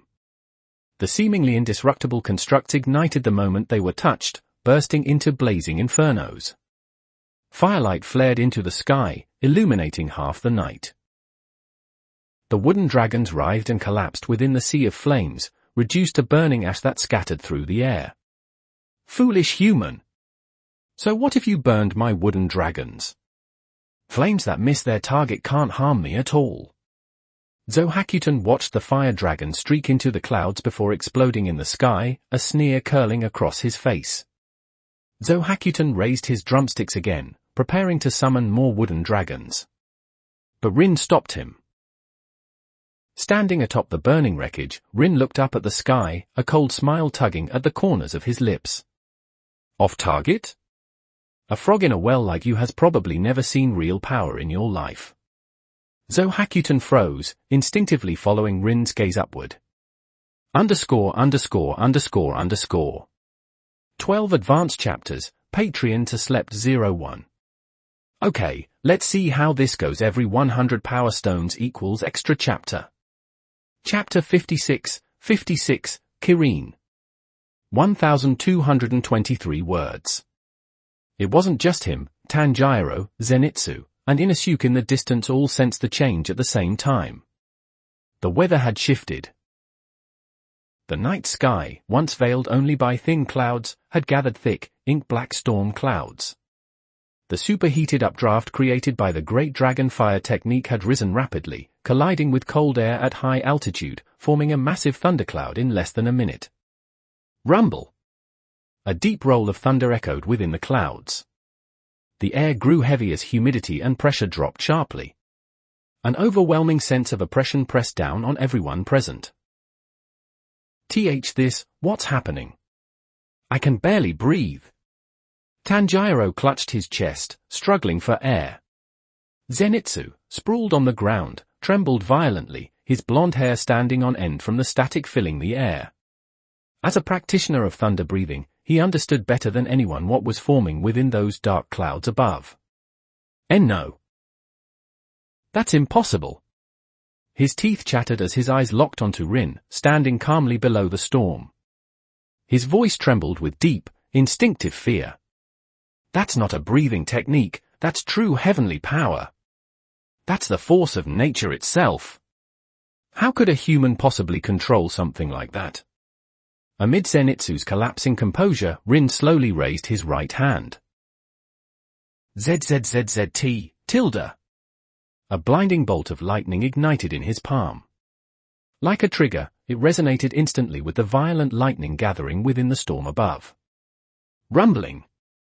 The sky split apart.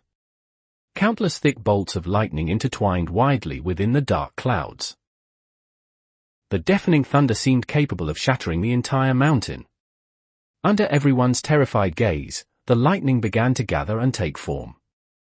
An ancient beast, composed entirely of lightning, slowly emerged from the heavens.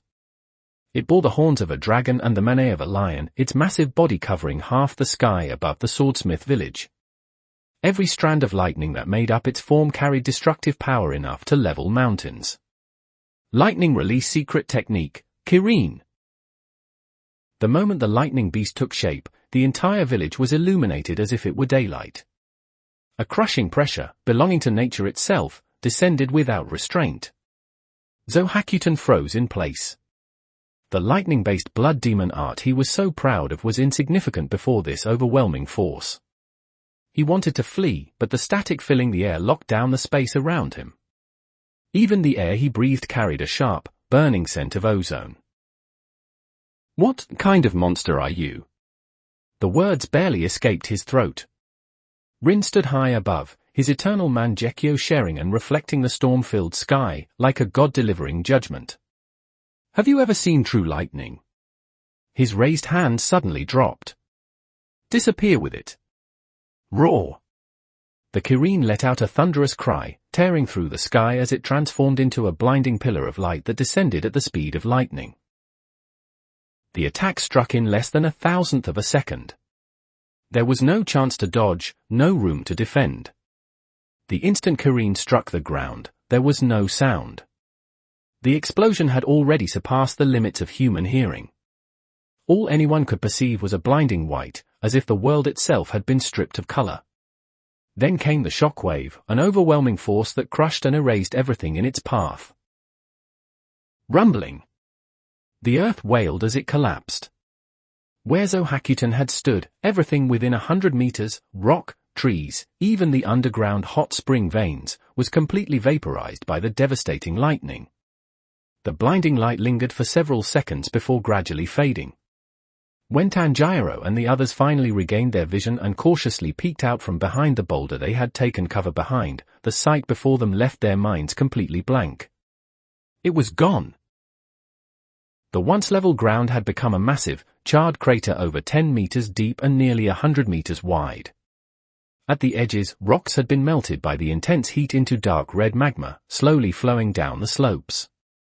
The air was thick with the stench of burning. As for Zohakuton, the demon who had stood there with such arrogance, not even a trace remained. Under that level of destruction, even the regenerative ability of an upper rank meant nothing. Every cell had been erased without a trace. Rin stood at the edge of the crater, slowly lowering his right hand. A breeze passed, stirring his black harari. He exhaled lightly, his breathing still steady. Though Kirin possessed devastating power, it relied on naturally occurring lightning, so the chakra it consumed was actually minimal. This was precisely why it was called the ultimate lightning release secret technique. Arin-san.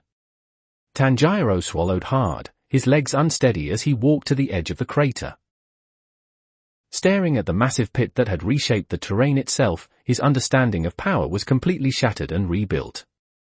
No wonder he could call himself a special executive officer. With strength capable of flattening a mountainside in a single move, even if Muzan sent all the upper ranks at once, it would probably just mean calling down a few more bolts of lightning, right? Stop zoning out.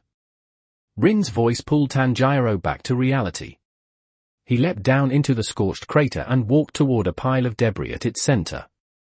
The decapitation condition for upper rank 4 is a bit special. That thing just now was only a fragment of emotions. The real body is still hiding. Rin lifted his boot and casually kicked aside a still-smoking rock.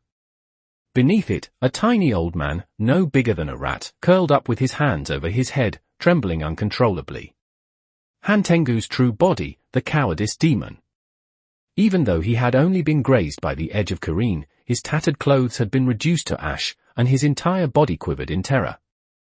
Please? Don't kill this old man. I'm so pitiful, so weak, why must you drive me to death? Even now, Hantengo spoke in the most groveling tone, uttering the most twisted words. Poor and weak. Rin looked down at the wretched creature at his feet. When your clone called you that earlier, it made me sick. You've slaughtered so many people, yet you still pretend to be a victim. A soul as filthy as yours doesn't deserve to exist, even being burned to ash is too kind for you. Zing! The Kusanagi sword slid half an inch from its sheath, a cold flash of steel cutting through the night. Before a scream could even form, the walnut-sized head was cleanly severed from the body.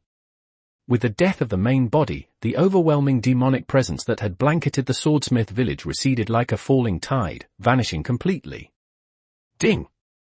Detected host has slain one of the 12 Kizuki, upper rank for Hantengo. Perfect execution achieved with lightning release secret technique, Kirin. Absolute power dominated the battlefield. Congratulations! You have obtained 12,000 dimension points. The system's notification sounded promptly in his mind. Rin sheathed the Kusanagi sword and looked toward the far side of the village. At the very moment Hantengo died, a series of sharp sounds, air splitting and water splashing, suddenly echoed from the direction of the swordsmith workshops. Let's go. Time to check how Muichiro's side is doing. Rin turned and gestured to Tanjiro and the other two, who were still frozen at the edge of the crater. ______. 12 Advanced Chapters, Patreon to Slept 01. Chapter 57, What is this pressure? 1,680 words. Time shifts back slightly. Just as Rin casually punched Sekido away outside the guest room and sliced through Karaku's gale, the mist Hashira, Tokito Muichiro, who had been blasted away by the fan, tore through layers of treetops like a white meteor, finally crashing into the dense forest behind the swordsmith village. The impact made his organs churn, but with a Hashira's hardened physique, he twisted his waist mid-landing, his feet carving into the ground as he forced himself steady. The moment he looked up, his hollow eyes narrowed. Not far ahead, several swordsmiths wearing Hayatoko masks were fleeing in panic. Behind them, two grotesque, bloated fish-headed demons gave chase, their blooded maws wide open as thick saliva dripped onto the grass, hissing as it corroded the ground.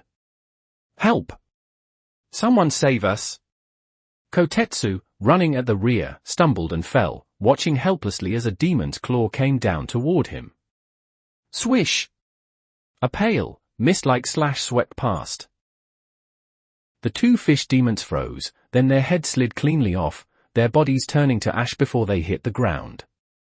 Muichiro shook the blood from his Nichirin blade without expression and pulled Kotetsu to his feet. It's not safe here. Where is the village's smithy? Lead the way. His reasoning was simple: if demons had launched a large-scale assault, the smithy, as the core of the swordsmith village, would be the primary target. Guided by Kotetsu and another swordsmith, Muichiro cut through the forest and arrived at a concealed workshop. Before they even stepped closer, a thick, nauseating stench of blood filled the air. In the clearing outside lay several grotesque artworks, mangled flesh stitched together from severed limbs, mixed with broken Nichirin blades. Half emerged from a porcelain pot etched with twisted patterns, a pale-skinned monster admired the scene with intoxicated delight. His body was covered in small, mismatched hands, while his eyes and mouth were placed in chaotic positions. Two golden eyes sat on his forehead and chin, each engraved with upper rank and 5. Hee. Look at these exquisite curves. Listen to the swan-song wails of these swordsmiths before death. What refined art this is! Upper rank 5, Gyoko, twisted his body in excitement. Disgusting! A flat voice cut through his reverie. Muichiro had already appeared on the roof at some point, looking down at Gyoko with undisguised disdain. Just looking at it makes me sick. And you call this art? Far. Struck at his sore spot, Gyoko flew into a rage, the eyes on his forehead locking onto Muichiro. You ignorant, filthy monkey! How dare you insult my masterpiece? Become fish food! Blood Demon Art, 1,000 Needle Fish Kill. With a wave of his hands, hundreds of sharp, venomous needles shot out from several floating pots, raining down on Muichiro. Mist breathing, third form, scattering mist splash. Muichiro remained calm as his blade spun into a wheel of light, forming an airtight defense. The needles clattered against it in rapid succession, all deflected. Too slow. Muichiro stepped forward, his figure dissolving into the surrounding mist as he instantly closed the distance, his blade slicing toward Gyoko's twisted neck. But a sinister smile curled on Gyoko's lips. He didn't dodge. Instead, he let the blade pass through him. Plop! The severed body shriveled like a shed skin, while the real Gyoko emerged from another pot behind Muichiro. Got you, little monkey. Gyoko slammed his hands together. Blood Demon Art, Water Prison Pot. Splash! A massive sphere of dense, viscous water formed instantly around Muichiro, trapping him inside. No matter how he swung his blade, the water, soft yet impossibly resilient, flowed around the edge, impossible to cut through. Worse, the sphere completely cut off the air. Without oxygen, he couldn't use breathing techniques. As suffocation set in, his strength began to drain rapidly. He. Slowly suffocate in my water prison. When your face turns a beautiful shade of purple, I'll turn you into the perfect specimen. Gyoko laughed, then turned toward the sealed workshop door. Now, let me see what kind of sword that fellow Haganezuka is forging inside. Inside the water prison, Muichiro's vision blurred, his lungs burning from the lack of air. He watched Gyoko approach the workshop, trying to move, but his limbs felt heavy as lead. Is this where I die? Just as darkness began to close in. Love breathing, second form, love pangs. A ribbon-like slash of pink light descended from above, soft in appearance yet razor-sharp. Mitsuri's flexible Nichirin blade carved through the water sphere along an impossible trajectory. Splash! The prison collapsed, exploding into a spray of water. Cough, cough. Muichiro dropped to the ground, gasping desperately as his vision cleared. Sorry. I'm late. Tokito-kun, are you okay? Kanroji Mitsuri stood in front of him, retracting her whip-like pink blade, her expression full of concern. She had been at a hot spring on the other side of the village, and the moment she sensed something wrong, she rushed over. Seeing the love Hashira arrive, Gyoko only laughed. Another female monkey coming to die. That soft body would make a fine vase, just like those weak swordsmiths. You are not allowed to insult the swordsmiths who protect this village. Mitsuri's face flushed with anger, her eyes blazing. Without hesitation, she kicked off the ground, her seemingly delicate body bursting with explosive power as she charged forward. Her flexible blade danced through the air like a living ribbon, its rapid strikes instantly slicing apart the dozens of fish demons Gyoko summoned. So fast. This woman's strength is abnormal. Startled, Gyoko dove into his pots, darting between them to evade. Don't think you can run. Having caught his breath, Muichiro joined the fight. His mist breathing synchronized with Mitsuri's attacks, steadily tightening the net around Gyoko. Watching his artworks destroyed and his prized pots shattered, Gyoko's rage exploded. Unforgivable! You filthy monkeys! He emerged from his last remaining pot, his body beginning to warp violently. His pot-like lower half vanished, replaced by a scaled, serpentine tail, while his hands transformed into webbed claws. Upper rank 5, true form. You should feel honored. Before he could finish, the world changed. The star-filled sky was swallowed in seconds by thick, ink-black thunderclouds. The temperature spiked as moisture was stripped from the air, replaced by an overwhelming aura of destruction. What is this pressure? Mitsuri tightened her grip on her blade and looked up. Muichiro frowned. This was no natural phenomenon. Gyoko's scales stood on end, an instinctive terror surging from deep within his being. He turned in horror toward the other side of the village, toward Han Tengu's position. Boom! A deep thunderclap shattered the silence of the valley.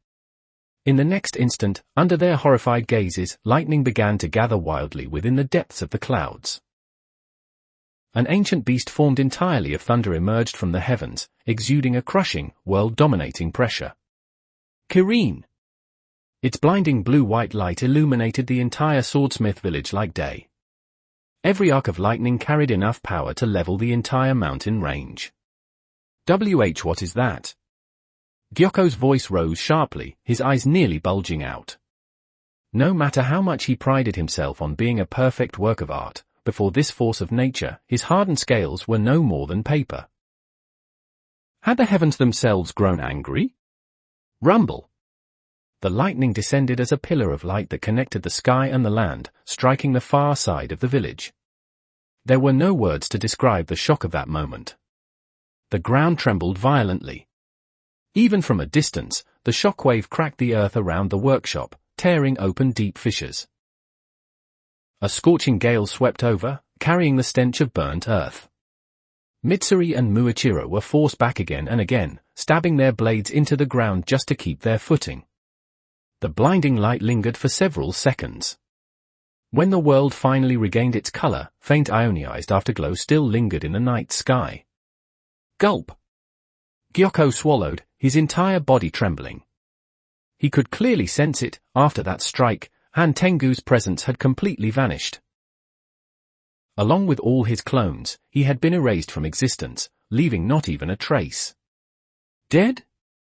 That slippery Han Tengu was killed in one blow. Gyoko's mind went blank. Run! He had to run. There was something in this village beyond all reason.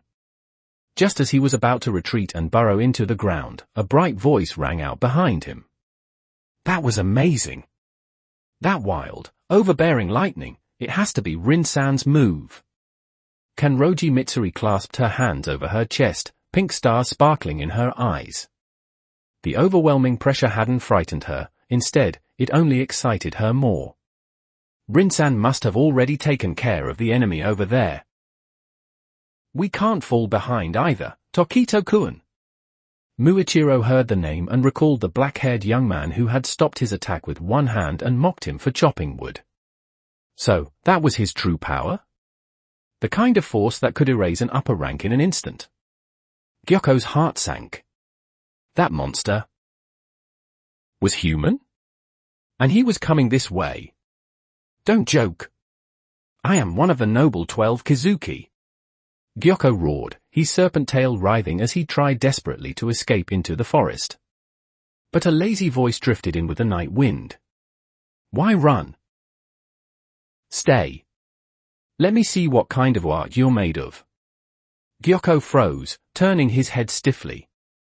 Under the moonlight, a young man in a black hari approached at an unhurried pace, one hand tucked into his pocket.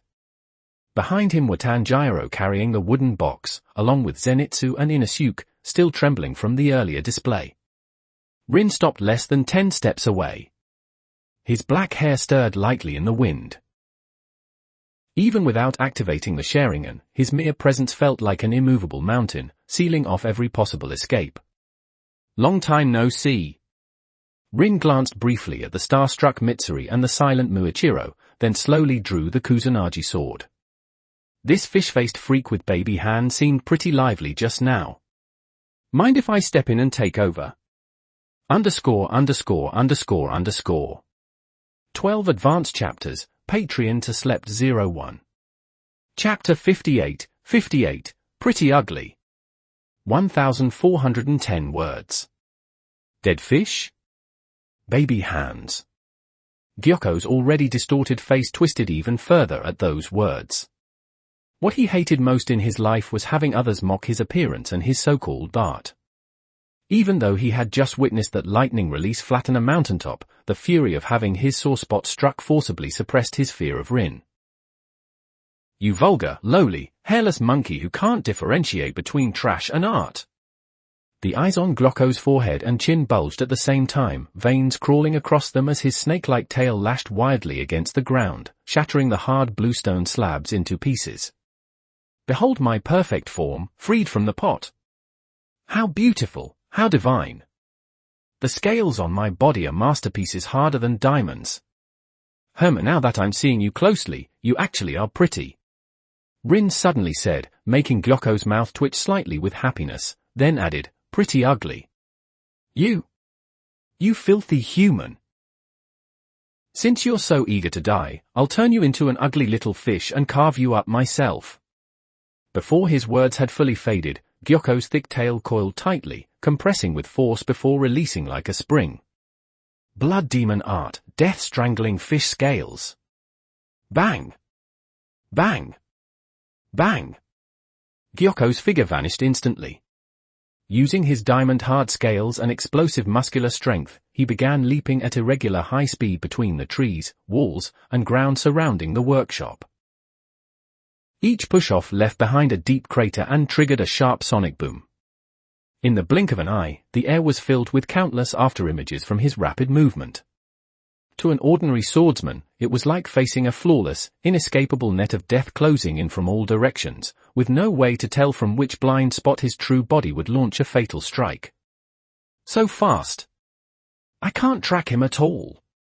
Kanroji Mitsuri tightened her grip on her pink Nichirin blade, retreating nervously toward Tokito Muichiro as she tried to locate Gyoko's real body. Muichiro frowned as well. At this speed, even a Hashira could have their neck snapped in an instant if they were even slightly careless. Yet Rin, standing at the center of the clearing, hadn't moved at all. One hand rested lightly on the hilt of his sword, while within his pitch-black pupils, the eternal Mangekyou Sharingan, its six-point star intertwined with 3 tomo, rotated slowly. What appeared to others as chaotic afterimages became clear, red-dotted trajectories in Rin's vision.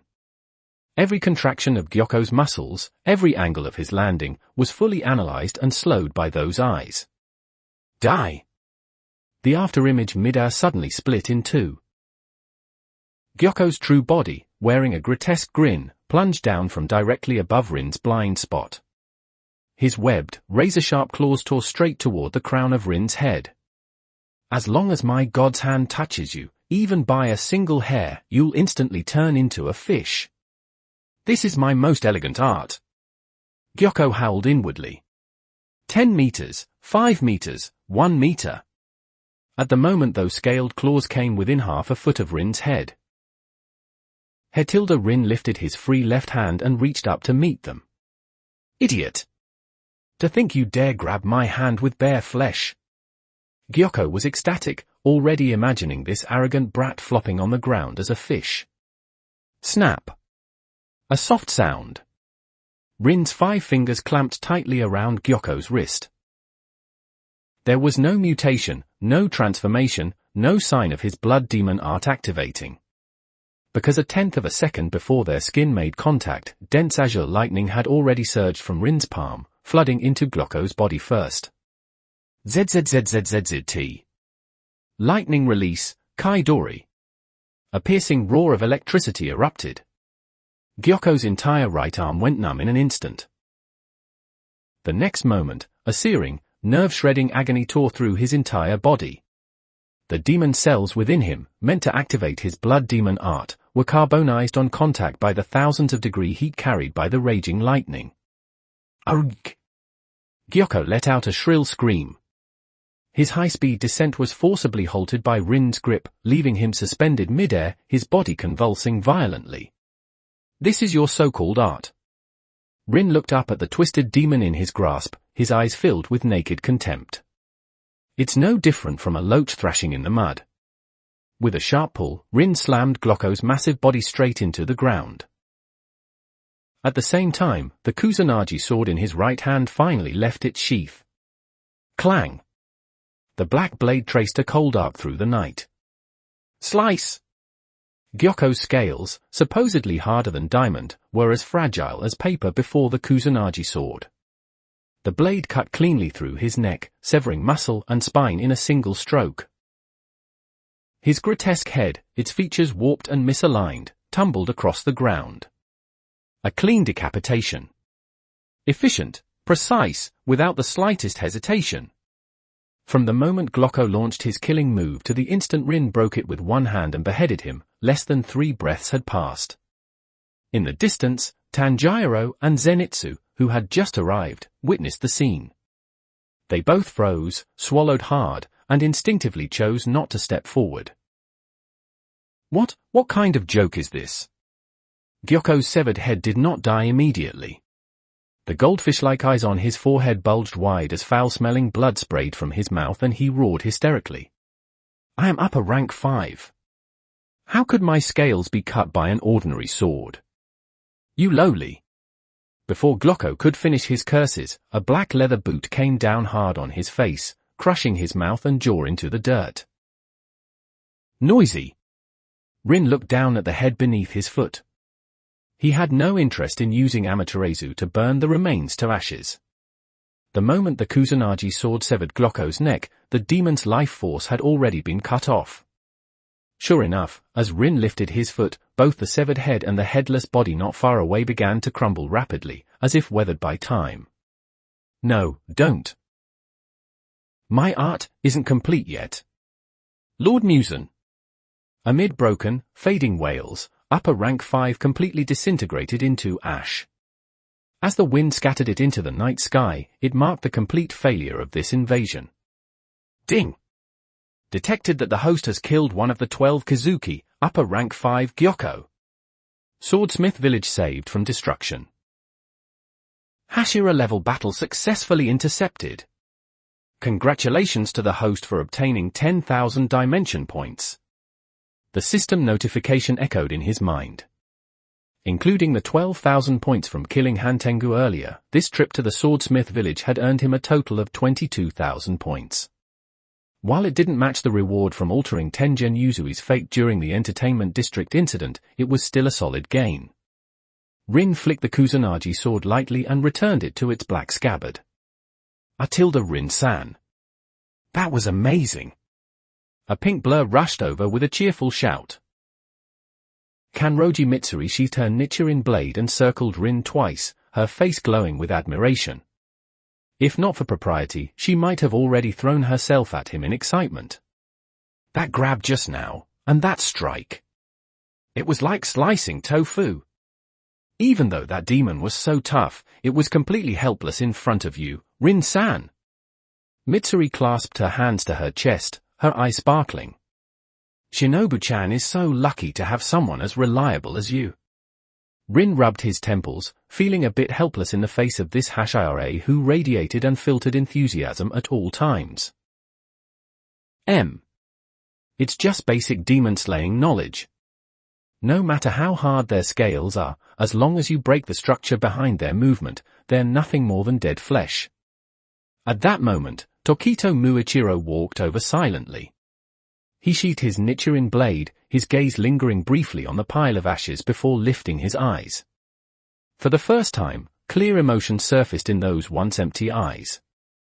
A desire for absolute strength. Your movements had no wasted motion. No excess killing intent. Muichiro looked at Rin. His tone remained calm, but there was a trace of genuine curiosity. How did you accurately predict his landing point at that speed? He had been at the center of the battle, so he had seen it more clearly than Mitsuri. Rin hadn't relied on superior speed to chase Gyoko. Instead, he had simply placed his hand in advance and waited for Gyoko to run straight into it. That required terrifying perception and absolute control over the flow of battle. Want to learn? _____. 12 advanced chapters, Patreon to Slept 01. Chapter 59, Fear. 1,431 words. Want to learn? Rin glanced at the young prodigy. Muichiro nodded. You can't learn it. Rin cut him off without hesitation. After all, the Sharingan's dynamic vision was a bloodline ability. A cheat. Muichiro. Not to mention Muichiro, even if Tsugikuni Yorichi himself came back to life, he still wouldn't be able to replicate it. Seeing the slight daze on Muichiro's face, Rin casually patted his shoulder. Instead of trying to see through your opponent, you'd be better off learning to control your own emotions. Swinging a blade with a blank mind can hide your killing intent, but it also limits your explosive power. Rin turned and walked toward Tanjiro and the others who had arrived. When you remember why you first picked up a sword, that's when you, the so-called Mist Hashira, will truly be worthy of that title. Muichiro stood frozen. Why he first picked up a sword? He lowered his head, staring at the calluses on his palms. Something deep within his memory stirred. The fog in his mind seemed to tremble, faintly showing signs of clearing. Rin-san! Tanjiro ran over, his eyes filled with admiration. Zenitsu and Inosuke followed behind him, unusually quiet. Even Inosuke, who was normally loud and arrogant, didn't dare make a sound. The demons in the village have all been eliminated. Some workshops were damaged, though. They'll need help with rescue efforts, Tanjiro reported. That's the Kakushi's job. Not ours. Rin yawned and glanced at the sky. After everything that had happened, it was already well past midnight. My part is done. Let's go back and sleep. Tomorrow, find a blacksmith who's still alive and get your swords repaired. The next morning. The swordsmith village had survived the disaster. Although more than a dozen swordsmiths had been killed when Gyoko first infiltrated, Rin's overwhelming speed in eliminating the threat ensured that the core forging area and most of the villagers remained unharmed. The village chief, Teking Tekikawahara, leaned on his cane as he led a group of villagers wearing Hayatoko masks. They lined up outside Rin's guest room and bowed deeply. Lord Rin, the swordsmith village will never forget your great kindness. From now on, whatever you need, every craftsman in our village will serve you without hesitation. Enough with the formalities. Rin sat on the veranda, sipping his morning tea. Have your people repair these 3 boys' swords first. And get me some matsutake rice. I didn't eat enough last night. Yes. We'll prepare it right away.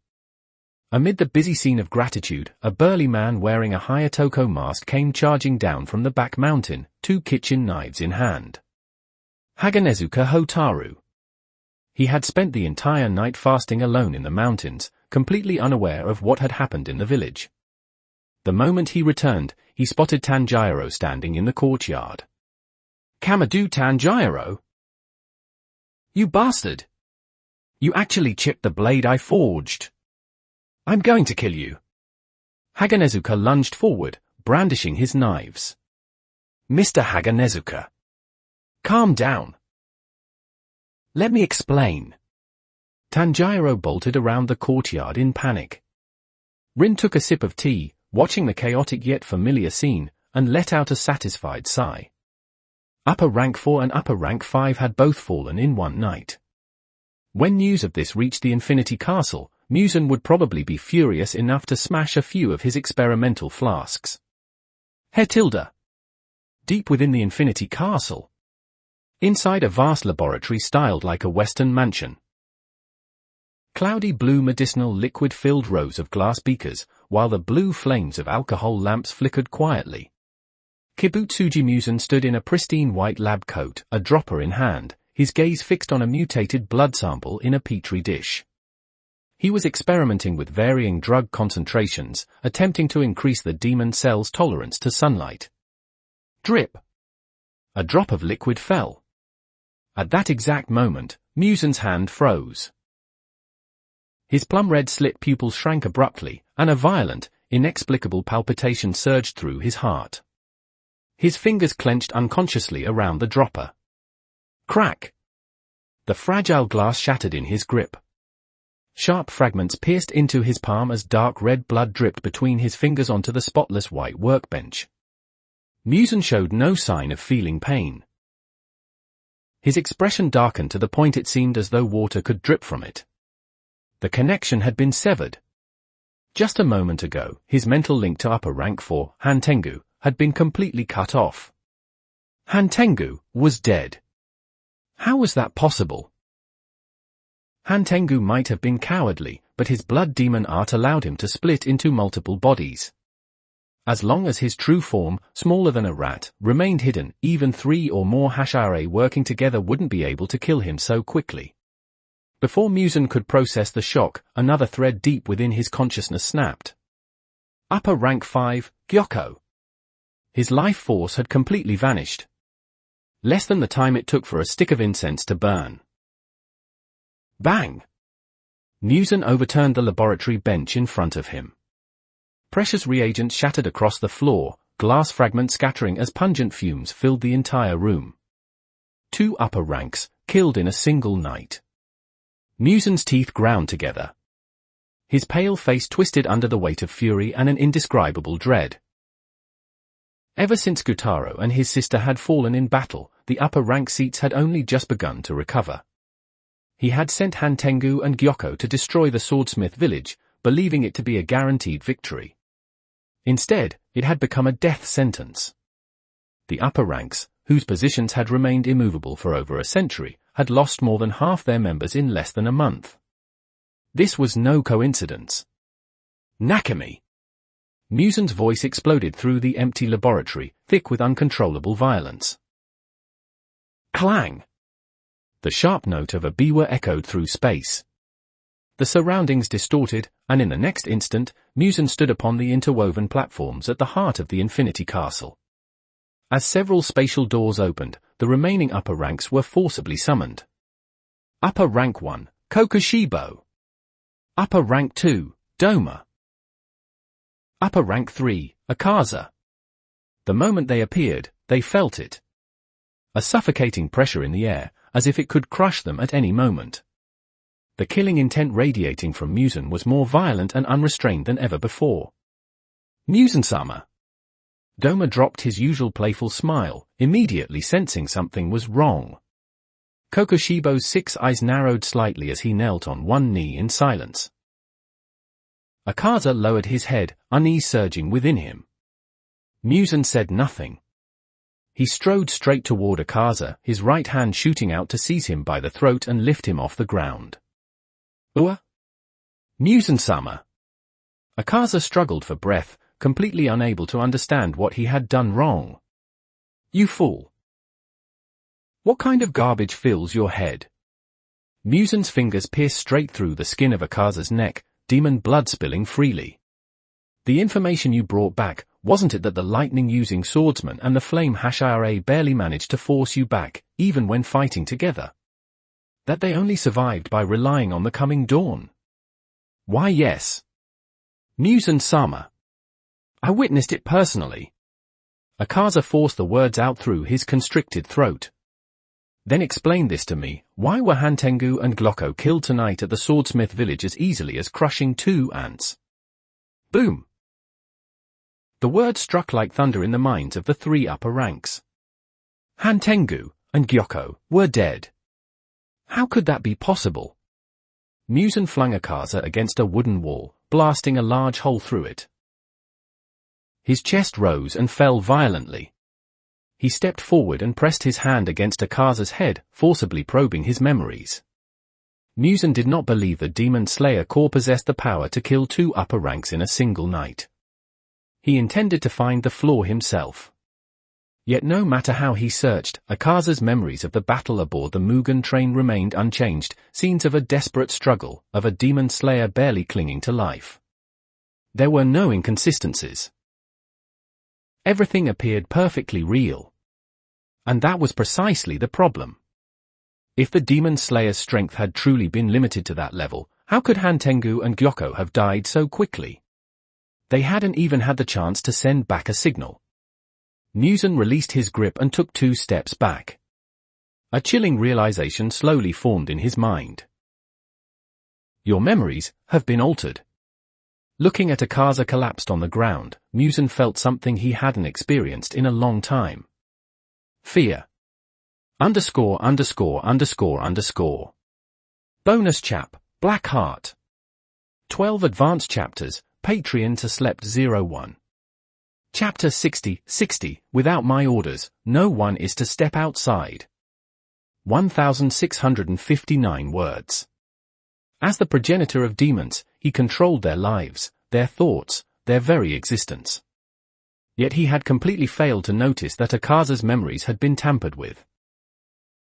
That meant whoever was hiding in the shadows possessed the terrifying ability to override his bloodline control and interfere directly with the mind itself. The opponent had deliberately spared Akaza on the Mugen train, feeding him false information to lower his guard and lure more upper ranks to their deaths. What a ruthless scheme! What terrifying cunning! That human! That lightning swordsman! Mugen's breathing grew uneven. He recalled the young man with pitch-black pupils from Akaza's memories. Now, it seemed those eyes had not held the spirit of a swordsman, but the cold amusement of a predator watching its prey.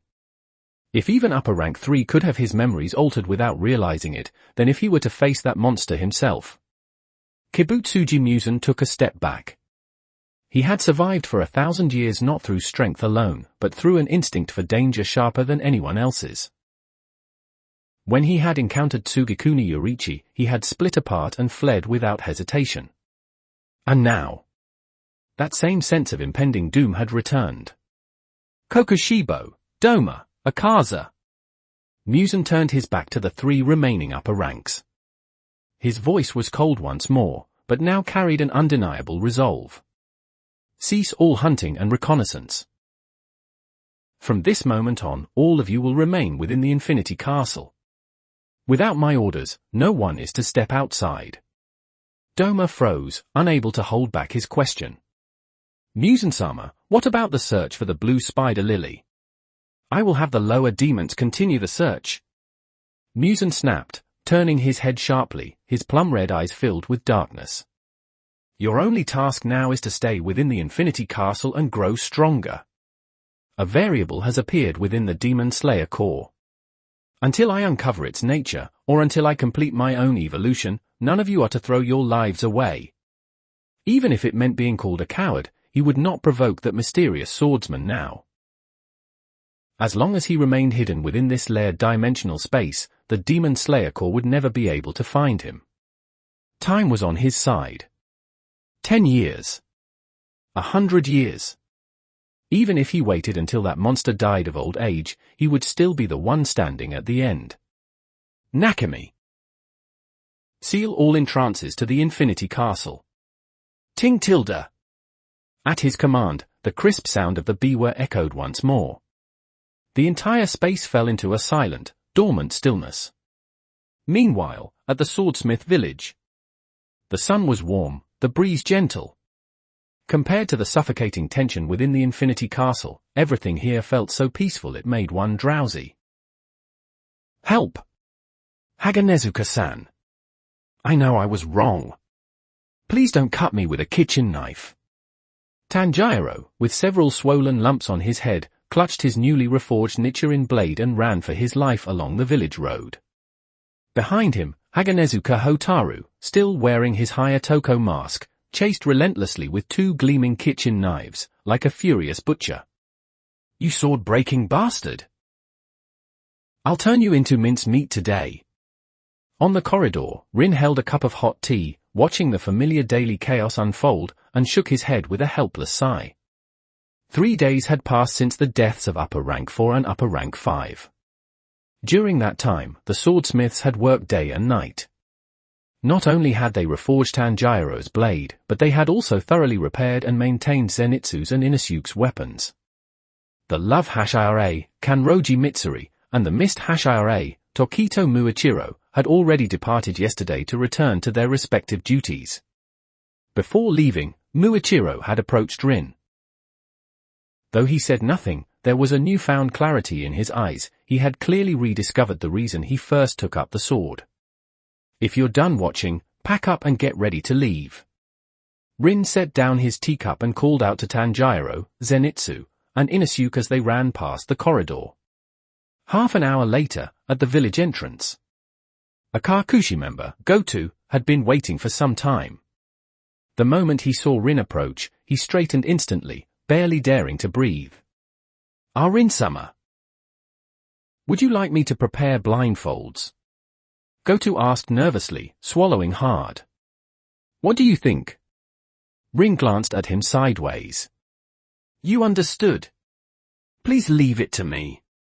Relieved, Goto quickly took out 3 strips of black cloth, tightly blindfolded Tanjiro, Zenitsu, and Inosuke, then hoisted Tanjiro over his shoulder like a sack and dashed off into the forest, while 2 other Kakushi members picked up the 2 boys.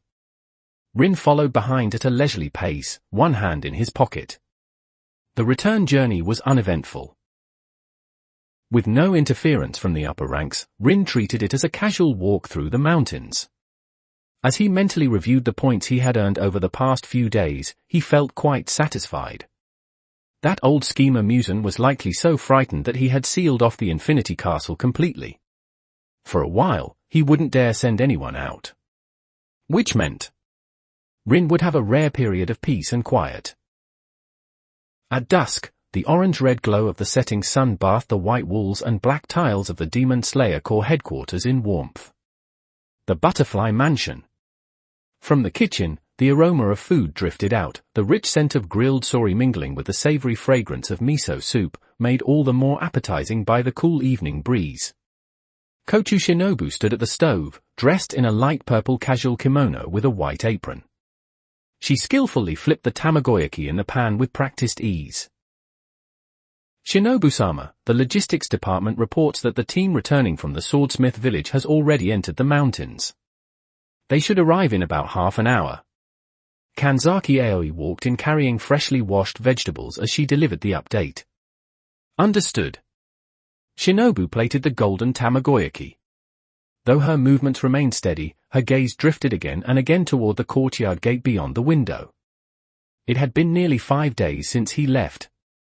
Although he had said before departing that no demon could kill him, those were upper ranks, beings even Hashire treated with caution. Over the past few days, she had appeared busy preparing medicine in the laboratory, but whenever she paused, her thoughts were filled with that infuriatingly confident face of his.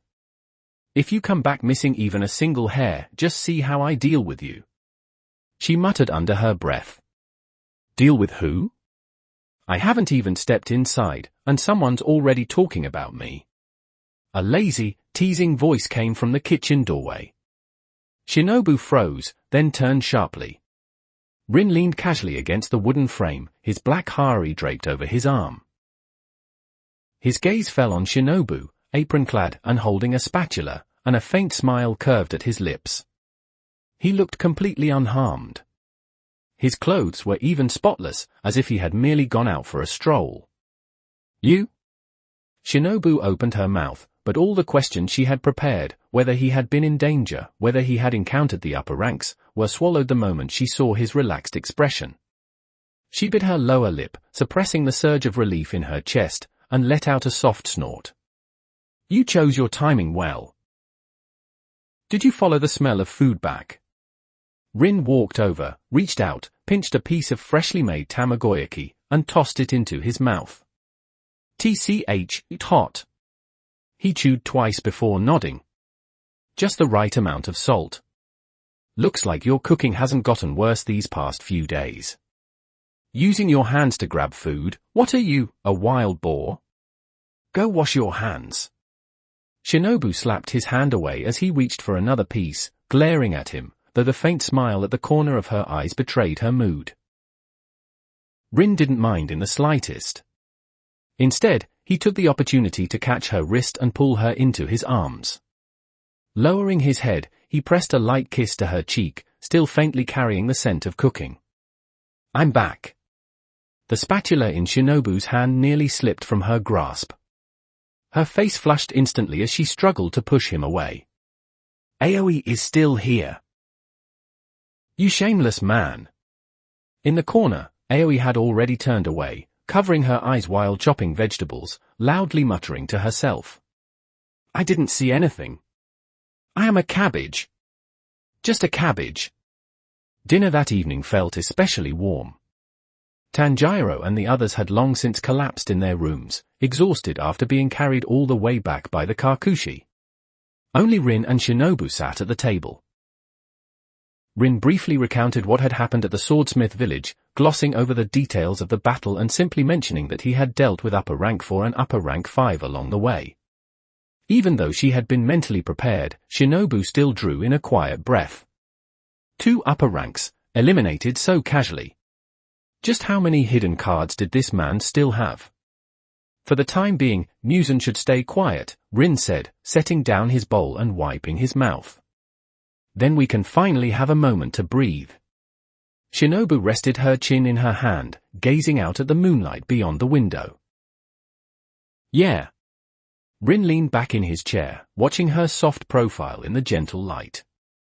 It's nice to take a break from all the fighting. Come with me to town tomorrow. I heard a new wagashi shop opened. Eating your cooking every day, I need a change of pace once in a while. You think my cooking is bad? Then starting tomorrow, you can cook for yourself. I only handle the eating. If you go on strike, I'll just have to eat you instead.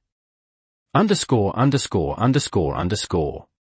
12 advanced chapters, Patreon to Slept 01. Chapter 61, A Date with the Butterfly. 1875 Bonus chapter, Black Heart. ____.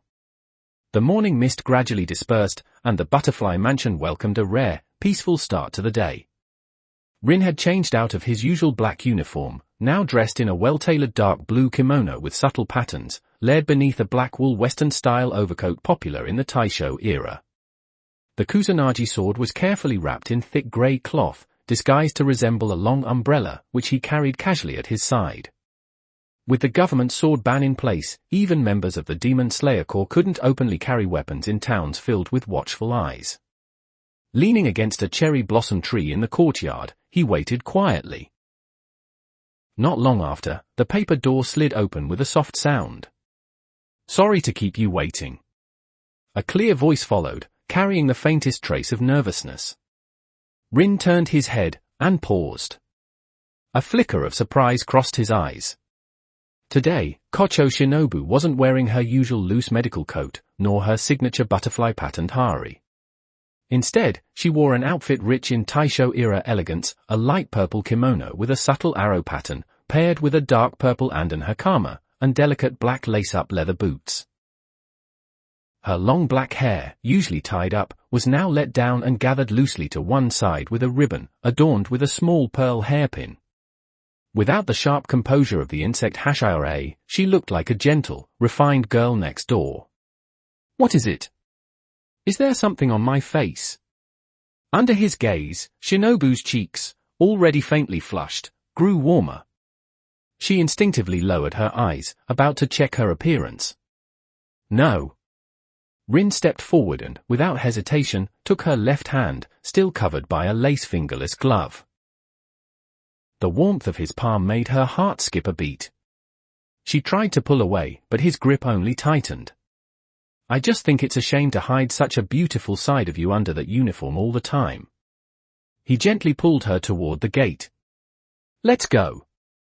If we're any later, the limited edition sweets at the wagashi shop will be sold out. Led forward by him, Shinobu felt the corners of her lips curve upward at his unfiltered praise.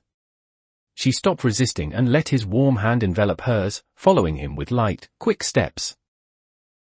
Dozens of kilometers from the Demon Slayer Corps headquarters lay a bustling town.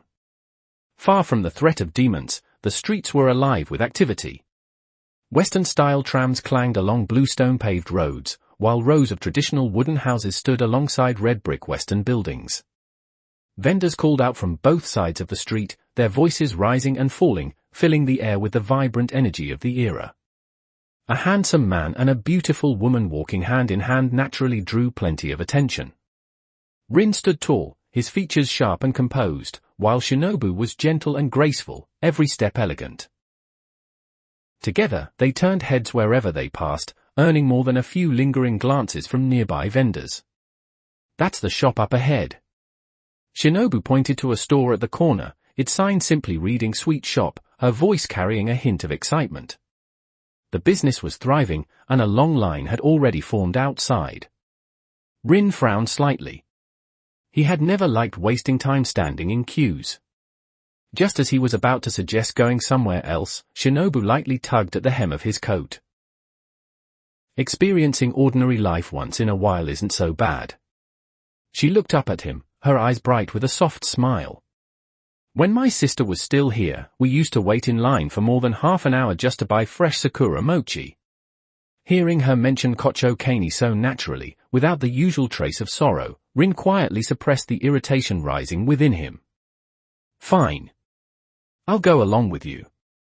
They took their place in the middle of the line. Rin's tall figure naturally shielded her from the crowd and the cool early autumn breeze. Just then, a few young men in flashy suits, clearly looking like hooligans, strolled past. The slick-haired young master leading them suddenly stopped, his gaze locking onto Kochu Shinobu. His eyes filled with a mix of amazement and greed. He shoved aside the people in front of him and walked straight up to her, removing his top hat with what he clearly thought was a charming gesture. My beautiful lady, standing in line at a place like this must be exhausting. I happen to be the son of the town's Chamber of Commerce president and have reserved a private room at the Western restaurant ahead. May I have the honor of inviting you to lunch? His tone was arrogant, as if Rin, who was still holding Shinobu's hand, didn't exist. He even reached out, attempting to touch her shoulder. A flicker of disgust crossed Shinobu's eyes. Instinctively, her hand moved toward her waist, only to pause. She wasn't a demon slayer today, she just wanted to live a normal life, even if only for today. Just as she was about to cut him down with her words, a tall figure stepped forward, blocking her completely. Rin shifted the cloth-wrapped sword to his left hand and slipped his right hand into his coat pocket. He looked down at the young master, who was half a head shorter than him, his dark eyes utterly devoid of emotion. Get lost. Who do you think you are? How dare you speak to me like that? The slick-haired youth flushed with anger, humiliated in front of the beauty. He waved at the lackeys behind him. Throw this shabby brat out of the street. The thugs immediately rolled up their sleeves and closed in. Standing behind Rin, Shinobu felt no fear at all. If anything, she looked at them with a hint of sympathy. Of all people to provoke, they had chosen someone who treated upper-rank demons like toys. Rin didn't even blink. He simply released a trace of the killing intent he had tempered through countless battles. The air temperature seemed to plummet instantly. The thugs rushing forward suddenly found it hard to breathe. In their eyes, behind this black-haired man loomed a figure of pure carnage, mountains of corpses and seas of blood forming a terrifying presence that stared at them coldly. Thump! The one in front had his legs give out, collapsing to his knees on the bluestone pavement. His teeth chattered uncontrollably as the smell of urine spread. Demon, monster! The others turned and fled in panic, pushing through the crowd and sprinting toward the street corner, abandoning even the Chamber of Commerce air. Left alone, the slick-haired young master stood frozen, cold sweat soaking through his expensive shirt. Facing Rin's calm, pitch-black gaze, his legs trembled and his mind went blank. Do I need to repeat myself? Rin said coldly. Sorry. I'll leave right now. The young master scrambled away in panic, not even daring to pick up the top hat he had dropped. The crowd around the queue instinctively made space for Rin, everyone looking at him with awe. See? The line's shorter now. Rin glanced at Shinobu, his tone already back to its usual lazy drawl. Shinobu looked at the large empty stretch ahead and let out a soft laugh, her earlier annoyance completely gone. You really are ruthless, even when swatting flies. She stepped closer and slipped her arm around his, a faint dimple appearing at the corner of her lips. But that was pretty cool. Half an hour later, the two sat by the window on the first floor of the wagashi shop. Several delicate sweets were laid out on the table, bellflower-shaped nerikiri, warabai mochi dusted with kinako, and 2 steaming cups of matcha. Shinobu used a bamboo pick to cut off a small piece of nerikiri and placed it in her mouth, her eyes narrowing in satisfaction. The sweetness spread gently across her tongue, rich without being overwhelming. Try this. It's really good. She cut another piece and held it out to Rin's lips as if it were the most natural thing in the world. Rin didn't refuse. He opened his mouth, the tip of the bamboo pick brushing lightly against his lips as he took the bite. Too sweet, he said flatly. He wasn't fond of sweets. Compared to these, he preferred something like tomatoes or bonito flakes. It's supposed to be sweet. Shinobu cut another piece of warabai mochi and fed it to him without hesitation. We deal with bitter medicine and injuries every day. There should be something sweet in life. Rin chewed slowly, his gaze resting on her bright, unguarded smile. Freed from the weight of hatred, she no longer forced herself to imitate her sister's gentleness. She had found her own happiness. That change was something he had carved out in this cruel world with his own strength. In the afternoon, they strolled through the town's shopping street. Rin bought Shinobu a finely crafted hairpin and picked out several sets of casual clothing at a Western-style boutique. He paid without hesitation, showing no concern for spending the Ubuyashiki family's funds. By the time the sun began to set, the evening glow painted the entire street in shades of orange and red. The two walked side by side along the path leading from the town into the deep mountains. The surroundings were quiet, filled only with the chirping of insects and the soft rustle of leaves in the breeze. Kocho Shinobu, carrying several neatly wrapped paper bags, gradually slowed her steps. Rin. She stopped and turned to face him. The glow of the setting sun fell across her features, outlining her figure in a soft golden light. Actually, I've never properly thanked you. She lowered her head, looking at her toes, her voice as gentle as a breeze. Thank you for waking me up. Thank you for destroying those poisons. If it weren't for you, I might have stayed trapped in that self-destructive nightmare until the day I died. She lifted her gaze, his figure reflected in her violet eyes. You were the one who showed me that I could live like this. Rin listened quietly until she finished. He stepped forward, took the bags from her hands, then used his free arm to pull her into his embrace. Resting his chin lightly against her head, he felt the warmth of her body against his chest. Already moved. His voice was low, carrying a faint trace of his usual bluntness. There's still plenty ahead for me to worry about. If you really want to thank me, then just live well. When you're an old lady, you can thank me slowly then.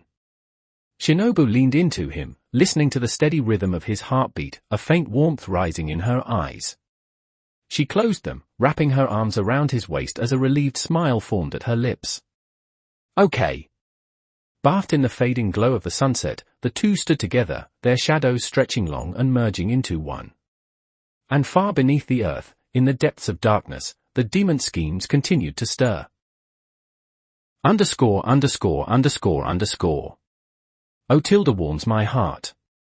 I'm sure nothing bad will happen, right? 12ADV chaps patreon.com/slept01. Chapter 62, #IRA Special Training Program. 1,290 words. Autumn in the Taisho era already carried a sharp chill in the wind. More than a month had passed since that quiet, warm outing in town. During this time, the Demon Slayer Corps experienced a level of peace unseen in a century. There were no reports of upper-rank demons appearing. Even lower-level demons had become far less active, as if they had all retreated into hiding overnight. Rin understood the reason clearly. Muzan, that old scheming bastard, was most likely holed up in the Infinity Castle, either frantically strengthening himself or preparing something even more sinister. But while the outside world remained quiet, the backyard of the Butterfly Mansion had grown livelier by the day. Bang! With a heavy thud, Zenitsu Agatsuma was sent flying in a smooth arc before splashing straight into the koi pond, water spraying everywhere. 40 times. Still too slow. Thunder breathing focuses on a single decisive strike, but your footwork is unstable. If you encounter a blood demon art with wide area defense and fail to finish the fight in one blow, you'll become a sitting target. A powerful voice rang out across the training ground. Standing at the center was the flame #IRA, Kyojuro Rengoku, his long hair blazing in shades of yellow and red. Next! Tanjiro-kun. Show me how much you've improved this past month. Rengoku gripped his wooden sword with both hands, his eyes burning with enthusiasm. Yes. Rengoku-san, please guide me. Tanjiro took a deep breath. Heat shimmered faintly around him as he pushed Hinokami Kagura to its limit and charged forward, wooden sword in hand. On the nearby corridor, Rin sat cross-legged on a cushion, holding a cup of steaming roasted tea. Watching the intense training in the courtyard, he let out a satisfied yawn. Since the battle at the swordsmith village, Rin had come to a clear realization. Trying to track down Muzan across all of Japan on his own was no different from searching for a needle in a haystack. Since Muzan had chosen to hide, the overall strength of the Demon Slayer Corps needed to be raised to another level. Otherwise, in the inevitable final battle, even the Hashira might be cut down the moment they faced him.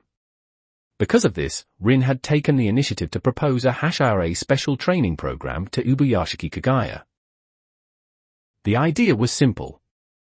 All available Hashira would rotate through the Butterfly Mansion as sparring instructors. On one hand, they would train promising newcomers like Tanjiro. On the other, through constant sparring, and even taking a few beatings from Rin, they would attempt to reach the realm known as the Demon Slayer mark. Kyojuro Rengoku had been the first to volunteer. Clang! The sharp sound of wooden swords colliding snapped Rin out of his thoughts. In the training yard, Tanjiro's wooden sword was deflected at a precise angle by Rengoku. In the next instant, a clean front kick sent Tanjiro stumbling back several steps before he fell onto the ground, breathing heavily. Excellent! Tanjiro, your transitions between breathing styles are much smoother than before. However, there is still a slight hesitation in your movements. You must let the power of the flames flow through every heartbeat. Rengoku's voice rang out with unwavering energy. Thank you for your guidance. Tanjiro wiped the sweat from his face. Though exhausted, his eyes shone with determination. Next! Boar boy, your turn. I'm not some boar boy. Remember my name, Inosuke Hashibira. Inosuke roared as he charged forward, swinging his twin wooden swords wildly. Watching the lively scene, Rin let out a quiet chuckle. At that moment, the sliding door nearby opened. Rin-san, a letter from Master Ubuyashiki. Kanao Tsuyuri stepped out, her hair tied in a side ponytail. She no longer needed to rely on flipping a coin to make decisions. Though her gaze remained calm, there was now a hint of liveliness within it. She handed him a sealed bamboo tube, then quietly knelt beside him and poured more hot tea into his cup. Thanks. Rin took the tube, removed the stopper, and slid out a rolled parchment. After giving it a quick read, his brow lifted slightly. The letter had been written personally by Ubuyashiki Kagaya. It was brief, yet packed with information. The message was simple. The Kakushi had discovered several abandoned villages deep within remote mountain regions. Every resident had vanished without a trace, no blood, no signs of struggle. Judging from the faint demonic aura left behind, the method was precise and efficient. It didn't resemble the mindless slaughter of ordinary demons feeding on humans, but rather a deliberate, organized harvest. Disappearances without bloodshed. Rin tapped his fingers lightly against the table, a thoughtful glint passing through his eyes. Was Muzan stockpiling food or using living humans for some kind of large-scale experiment? Combined with the fact that the Infinity Castle had been sealed off, Rin leaned toward the latter. Muzan was most likely researching a way to overcome sunlight, or creating expendable forces to buy himself time. So, he doesn't plan on showing himself anytime soon.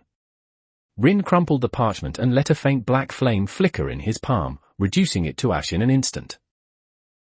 What's wrong? A troublesome mission? Kochu Shinobu walked over from the corridor, having just finished preparing medicine.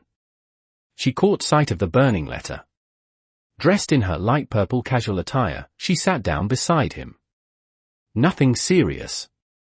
Muzan's just started playing hide-and-seek. Rin took a sip of tea. The Kakushi found a few empty villages in the mountains.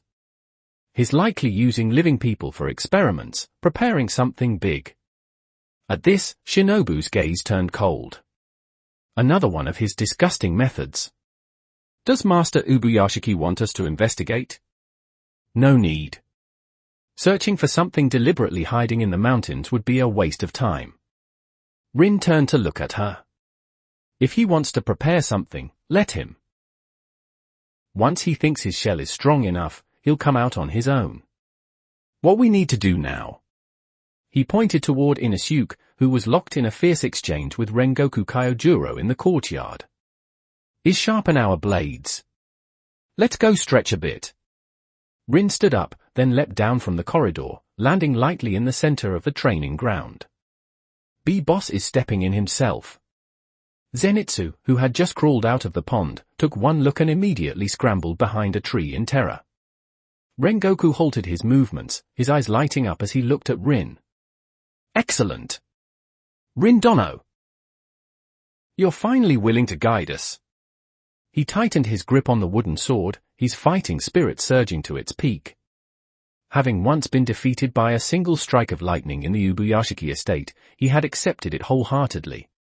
But over the past month, he had trained relentlessly. His strength had improved, and he had long wanted to see just how wide the gap between himself and this towering figure truly was. Guide is too generous a word. Rin walked to the weapon rack and casually picked up an ordinary wooden sword. Don't you all want to know how to awaken the Demon Slayer mark? He held the wooden sword loosely in one hand, its tip angled toward the ground. His posture was relaxed, yet it carried an overwhelming pressure. A heart rate over 200. A body temperature above 39 degrees. That kind of near-death state can't be reached through simple training. It requires external pressure. Rin raised his head, a hint of madness flickering in his dark eyes. Rengoku-san. And you three brats. Come at me together. As long as you can make me take even half a step back, or touch the edge of my clothes, you win. ________. Read 12 chapters ahead. patreon.com/slept01. Chapter 63, The Demon Slayer Mark. 1090 words. As long as you can make me take even half a step back, or touch the edge of my clothes, you win. The courtyard fell silent. For against one. And all they had to do was force him back to claim victory? What arrogance. Very well. Since Rindono says so, we won't hold back. Rengoku shouted, his muscles tightening as waves of scorching heat from flame-breathing surged around him. Tanjiro! Agatsuma! Inosuke! Form up! Yes! Tanjiro and the others immediately steadied their breathing, recognizing the rarity of this opportunity. They moved into position, surrounding Rin in a semicircle. I'll go first. Flame breathing, first form, unknowing fire. Rengoku Kyojuro took the lead, surging forward like a blazing meteor. His wooden sword cut through the air with a sharp whistle as it struck straight toward Rin's face. The speed was so great it seemed to leave a trail of heat in its wake. Facing a full-powered strike from a Hashira, Rin remained completely calm. Instead of retreating, he stepped forward to meet it, flicking his wrist with the slightest motion. Smack! The tip of his wooden sword struck precisely at the weakest point of Rengoku's swing. Using minimal force to redirect overwhelming power. Rengoku felt a strange spiraling force travel through his blade, his powerful strike instantly thrown off course, his guard opening wide. Water breathing, 8th form, waterfall basin. Thunder breathing, 1st form, thunderclap and flash. The moment Rengoku's attack was deflected, Tanjiro and Zenitsu struck from both flanks. Flowing currents and lightning-fast movement converged, sealing off Rin's path of escape. The coordination is decent, but there are too many openings. Rin shifted his body slightly, slipping through the narrow gap between their attacks at an almost impossible angle. His wooden sword traced a faint afterimage in the air. Bang! Bang! Two dull impacts rang out at nearly the same instant. Tanjiro and Zenitsu felt their wrists go numb as their wooden swords were knocked from their hands. Before they could react, the hilt of Rin's sword had already tapped lightly against their foreheads. Out! In less than 2 seconds, both of them had been cleanly disarmed. And me. Beast breathing, third fang a devour. Using the cover of a tree, Inosuke leapt down from above like a hunting beast, his dual blade slashing toward Rin's neck. Rin didn't even look up. He lifted his wooden sword, catching it at the crossing point of Inosuke's blades, his arm giving a slight tremor. Go work on your core strength. A surge of force burst out. Inosuke was sent flying backward, crashing into a tree branch once again. Only Rengoku Kyojuro remained standing in the field. The flame Hashira was breathing heavily, sweat covering his forehead, yet the fire in his eyes burned even brighter. Too strong. No wasted movement. Pure technique. Rengoku took a deep breath. His heart pounded like a drum, blood surging through his veins. But I, Rengoku Kyojuro, will not fall here. He tightened his grip on the hilt, pouring all his strength, his breathing, and even his will into a single strike. Flame breathing, ninth form, Rengoku. Boom! A blazing aura erupted across the courtyard. Rengoku surged forward like a roaring inferno, his momentum unstoppable as he charged straight at Rin. This strike surpassed his usual limits in both speed and power. Rin watched the flame rushing toward him, a flicker of approval passing through his eyes. This was the spirit a Hashira should have. He did not evade. Instead, he raised his wooden sword horizontally, taking a defensive stance. Bang! The two wooden swords collided head-on. A powerful shockwave spread outward, sending fallen leaves spiraling into the air. Crack! With a sharp sound, both wooden swords shattered under the immense impact. Rin's feet did not move even half a step. Across from him, Rengoku stood panting, nearly at his limit. A faint smile appeared on Rin's lips. Because on the left side of Rengoku's forehead and cheek, a bright crimson mark, like flickering flames, had begun to emerge. Though it faded quickly due to exhaustion, it was unmistakable proof of having crossed his limits. Congratulations, Rengoku. Rin tossed aside the broken hilt in his hand. You've touched the threshold. Clang. The two halves of the broken wooden sword dropped onto the sand with a dull thud. Rengoku Kyojuro knelt on one knee, his chest heaving violently like a bellows pushed to its limit. The flame-like crimson mark on the left side of his forehead and cheek slowly faded as his stamina drained away, disappearing beneath his skin. Though it had only appeared for an instant, the power and speed he unleashed in that moment had completely surpassed the limits of human capability. Rengoku-san!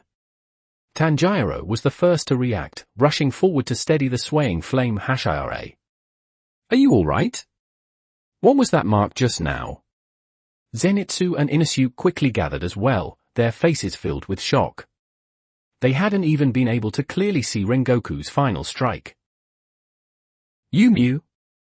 I am fine, Kamadu boy. Rengoku stood with Tanjiro's support, casually wiping the sweat from his brow. He looked down at his slightly trembling hands, his eyes blazing brighter than ever before. So this is what it feels like to break past one's limits.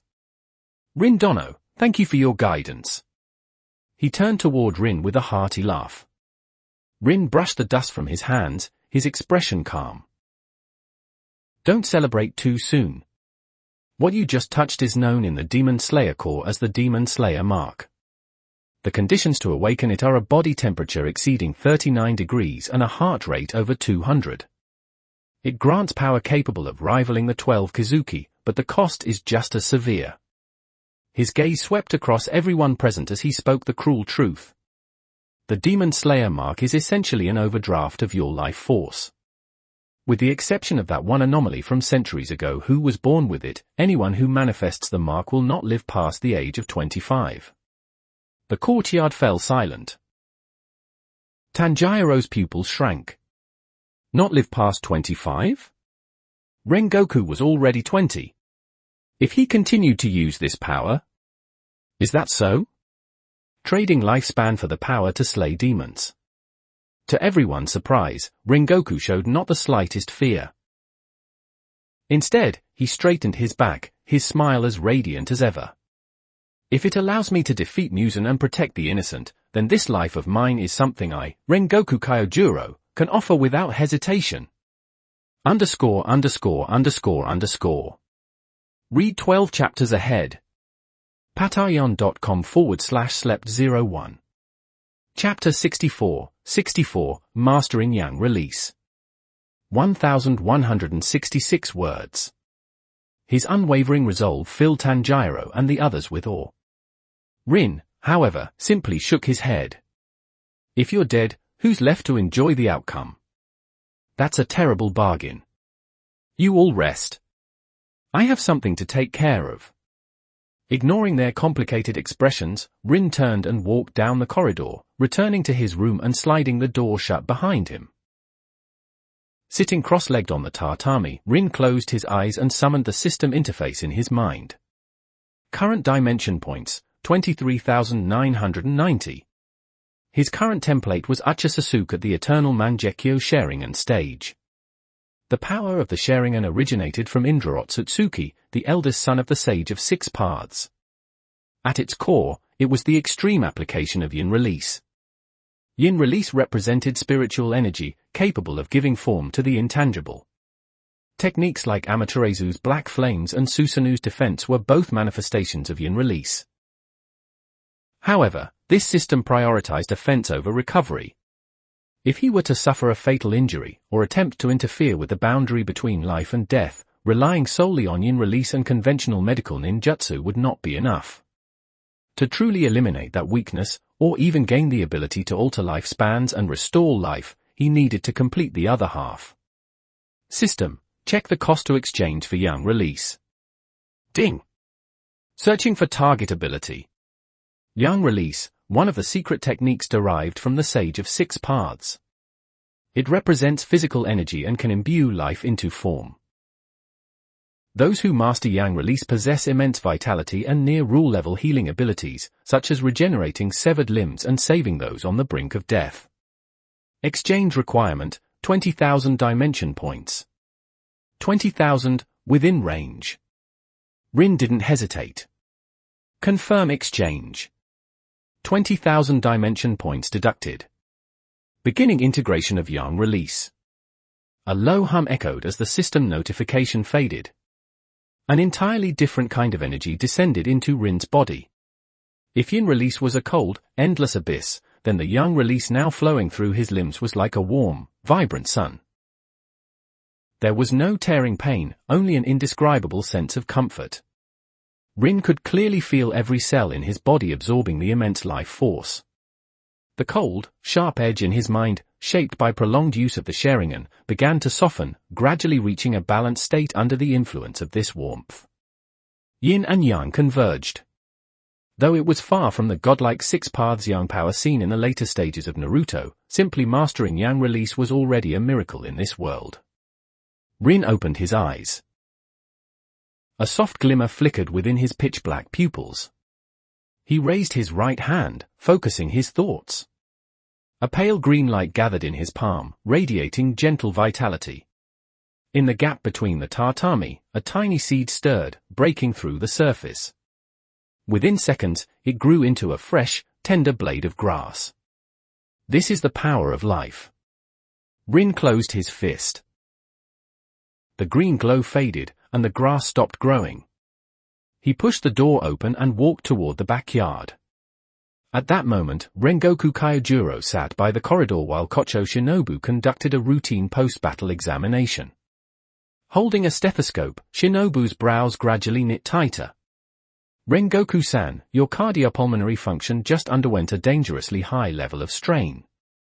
She set the stethoscope aside, her expression serious. There may be no visible injuries, but your cellular activity has been severely overdrawn. If what Rin-san said about the Demon Slayer mark is true, your current condition has already cost you at least a year of your lifespan. Yumiu. That is already an excellent outcome. Please, do not worry about me. Rengoku's voice rang out as usual, full of energy. As a doctor, how could I not worry? Shinobu bit her lip. The casualty rate among the Hashira was already alarmingly high, and now there was a power that consumed one's lifespan. The thought of the coming battle left her feeling helpless. "Don't look so gloomy. You'll get wrinkles." Rin's voice sounded from behind them. He walked over, casually ruffling Shinobu's hair before sitting down beside Rengoku. "Rin-san, do you have a way to deal with this?" Shinobu asked immediately, not even bothering to brush his hand away. She knew better than anyone that he was capable of miracles. "Give me your hand." Rin looked at Rengoku. Without hesitation, Rengoku extended his arm. Rin placed 2 fingers lightly on his wrist. In the next instant, pure yang release chakra flowed from his fingertips into Rengoku's body. The moment that pale green light touched his skin, it felt like spring rain nourishing parched earth. Rengoku felt a warm current spread through his body. His organs, which had been strained by forcibly activating the Demon Slayer mark, began to absorb that energy greedily, as if finally receiving long-needed sustenance. The depleted cellular activity recovered at a rate visible to the naked eye. In just 10 seconds, Rin withdrew his fingers. "Check again." He gestured to Kocho Shinobu, who was still staring in a daze. Shinobu picked up the stethoscope again, half in disbelief. But the moment she listened to Rengoku's heartbeat and pulse, her violet eyes widened in shock. How is this possible?" she murmured under her breath. "The lost vitality has been restored, not just that, even old, hidden injuries have healed. This completely defies medical logic. Mew. I feel as light as if I could take flight. Even my breathing is 100 times smoother." Rengoku waved his arm, his face full of surprise. Rin stood up and brushed off his sleeves. With the yang release, the lifespan drawback of the Demon Slayer mark was no longer an issue for him. As long as a person wasn't completely dead, he could forcibly restore their vitality. The so-called price only exists because you lack the means to replenish life force. Rin glanced at Shinobu, a faint smile tugging at his lips. "Since this works so well, get ready. We are heading to the Ubuyashiki estate tomorrow." Shinobu was momentarily stunned. "To headquarters? Wikata-sama hasn't summoned us. To treat an illness." Rin slipped his hands into his pockets, his gaze drifting into the distance. "That master you revere so much walks around every day with a body eaten away by a curse, coughing like a broken bellows. It's unpleasant to watch. If he wanted the Demon Slayer core to serve as his eyes and ears in tracking Musen, he might as well remove the Ubuyashiki family's short-lived bloodline curse while he was at it." Dimensional template system. Host, Rin. Current template, Ucha Sasuke, Eternal Mangekyou Sharingan era. Template compatibility, 100%. Innate abilities. Ninjutsu, Yin-Yang release, initially formed, Lightning release, Fire release, Yin release, Yang release, basic 3-body techniques. Dojutsu, Eternal Mangekyou Sharingan, no side effects, includes heightened perception, Genjutsu immunity, Amaterasu, Blaze release, Kagutsuchi, perfect Susanoo.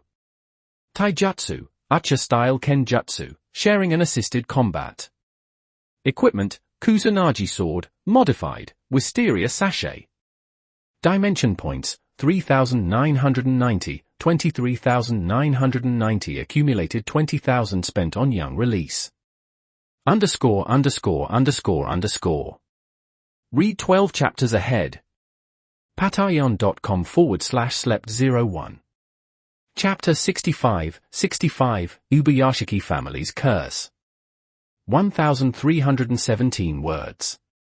Late autumn morning mist shrouded the Ubuyashiki estate, while the surrounding pines and cypresses rustled in the cold wind. This was the absolute core of the Demon Slayer core, a forbidden area hidden behind layers of barriers and a wisteria forest. Normally, aside from the 9 Hashira when summoned, few outsiders ever set foot here. But today, the tightly sealed gate was pushed open without obstruction. Rin walked along the pebbled courtyard path with his hands in the pockets of his wool coat, his pace relaxed. Kochu Shinobu followed half a step behind him, her expression tense. Are you really sure about this? She lowered her voice, her brows slightly furrowed. The master's illness is no ordinary ailment, but a bloodline curse that has plagued the Ubuyashiki family for 1,000 years. It is said to be divine punishment for giving birth to a monster like Kibutsuji Musen. Every head of the family, without exception, dies before the age of 30, their body consumed by festering decay. For centuries, countless renowned doctors, and even demons skilled in medicine like Lady Tamayo, have been helpless against it. As the one in charge of the Butterfly Mansion, she knew better than anyone how terrifying that curse was. It was not something medicine or surgery could solve, but a bottomless abyss where vitality vanished without a trace. Divine punishment. Rin let out a faint sneer and shook his head. There is no such thing as divine punishment in this world. It's nothing more than high-dimensional karma. Or rather, the existence of that trash, Kibutsuji Musen, acts like a parasite, continuously draining the vitality of those who share his bloodline on a conceptual level. As long as it's a matter of energy consumption, there is no pit that cannot be filled. As they spoke, they arrived at the master bedroom deep within the estate. The Kakushi guarding the area recognized the special executive officer and the insect Hashira. They saluted respectfully and stepped aside. The sliding door was gently opened from within. Ubuyashiki Amane, her white hair framing a gentle face, stepped out carrying a basin filled with murky, blood-tinged water. She froze for a moment upon seeing them, then bowed slightly. Lord Rin, Lady Shinobu. My husband's condition has worsened today. He has just coughed up blood, so he is unable to rise and greet you. I hope you will forgive him. Her voice was filled with exhaustion and sorrow. Through the gap in the door, Rin saw Ubuyashiki Kagaya lying on the tatami. It had only been a little over a month since he last saw him, yet the spiritual leader of the Demon Slayer Corps had withered to little more than skin and bones. The purple-red rot marks on his face had spread from his forehead down past the bridge of his nose, completely robbing him of his sight. Lady Amane, it's fine. Rin did not bother with formalities. He stepped inside and sat cross-legged beside the tatami. Hearing the movement, Ubuyashiki Kagaya struggled to turn his head. His unfocused, grey-white eyes still accurately faced Rin's direction. Rin-san, cough, you've come personally today. Is there any news about Kibutsuji Musen? His voice was weak, but the gentle warmth that felt like a spring breeze remained unchanged. Kibutsuji Musen is in hiding. Don't expect him to show himself anytime soon. Rin looked at the face ravaged by the curse, his tone calm. I didn't come here to deliver information. I came to cure your illness. The air in the room froze. Ubuyashiki Amane's hands trembled violently, and the basin tilted as water splashed onto the tatami. She stared at Rin in disbelief. Ubuyashiki Kagaya was also stunned. Then a bitter smile appeared at the corner of his lips. I appreciate your kindness, Rin-san. But this is the destined fate of my clan. There is no need to waste effort on my broken body. Be quiet and lie still. Rin cut him off mercilessly. Ignoring the couple's shock, Rin slowly opened his eyes. His pitch-black pupils instantly turned blood-red, and the eternal Mangekyou Sharingan, its hexagram pattern intertwined with 3 tomo, began to rotate silently. Within the Sharingan's heightened vision, the purple-red marks on Kagaya's face were no longer mere signs of decay. They were clusters of cold, malevolent energy, clinging like maggots to bone.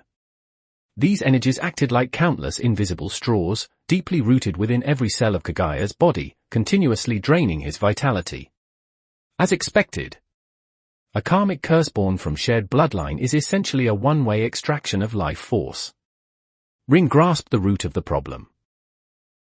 To break such a curse, ordinary treatment methods were naturally useless. Because even if the existing corruption were removed, new decay would immediately grow along the bloodline. To break it, one had to use higher dimensional power to sever the connection at its root, while simultaneously infusing enough life force to reconstruct the body. Yin release and Yang release. Shinobu, Step back.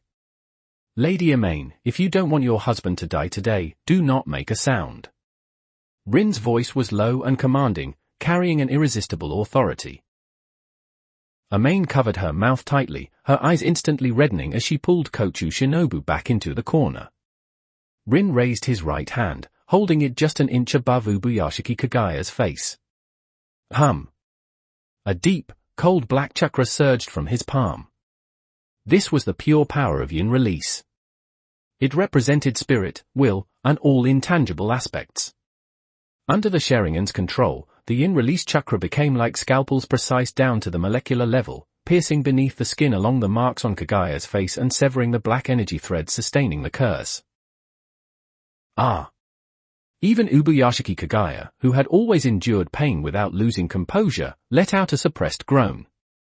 The agony of severing 1,000 years of karmic bloodline ties struck directly at the depths of his soul. Endure it. Rin's reminder was cold and indifferent.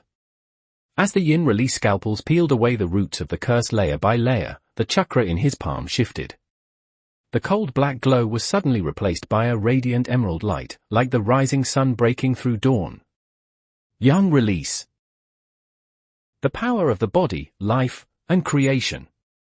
The emerald green life force surged like a reverse waterfall, pouring continuously into Kagaya's body that had long since been drained dry. A miracle unfolded. From the corner, Kochu Shinobu and Ubuyashiki Amain witnessed a scene they would never forget for the rest of their lives. The purple-red decayed flesh on Kagaya's face, which no medicine could suppress, began to dissolve the moment it came into contact with the emerald light. The necrotic skin turned into black ash and scattered, replaced by smooth, healthy skin regenerating at a speed visible to the naked eye. His shriveled muscles filled out once more, and the labored breathing in his chest gradually steadied, growing strong and rhythmic. Even his prematurely aged hair slowly regained a faint luster under the continuous nourishment of yang release. What lasted only a few minutes felt like an entire century to those watching. When the light in Rin's palm finally faded, the only sound left in the room was Kagaya's steady, even breathing. It's done. Open your eyes and see. Rin withdrew his hand, casually picking up a towel from beside the tatami and wiping his palm as if brushing off invisible dust. Ubuyashiki Kagaya's eyelashes trembled. The grey-white, clouded eyes that had been completely blind due to the curse now regained their clarity and depth. He slowly opened them. His vision sharpened from a hazy blur into focus. He saw the wooden ceiling, the black-haired young man sitting beside him with a relaxed expression, and his wife in the corner, covering her mouth as she wept. I can see? Kagaya raised his trembling hands and touched his face. _______. Read 12 chapters ahead. patreon.com/slept01. Chapter 66, A Clean, Gentle Face. 1,375 words. There was no uneven, rotting flesh, no foul pus. What met his fingertips was the smooth texture of healthy skin. The frailty that had always weighed down his body was gone, replaced by a powerful heartbeat, as if Deadwood had encountered spring and been reborn. Husband! Ubuyashiki Amain could no longer hold back her collapsing emotions. She rushed to the tatami, threw her arms around her husband, and burst into tears. The despair that had shrouded the Ubuyashiki family for 1,000 years, the cruel fate that doomed every head of the family to an early death, had been completely shattered in mere minutes by the man before them. Kocho Shinobu stood frozen in place. She had witnessed Rin restore Rengoku Kyojuro's vitality just yesterday, but that had only been the treatment of internal injuries. What Rin had done now had completely surpassed the realm of human medicine.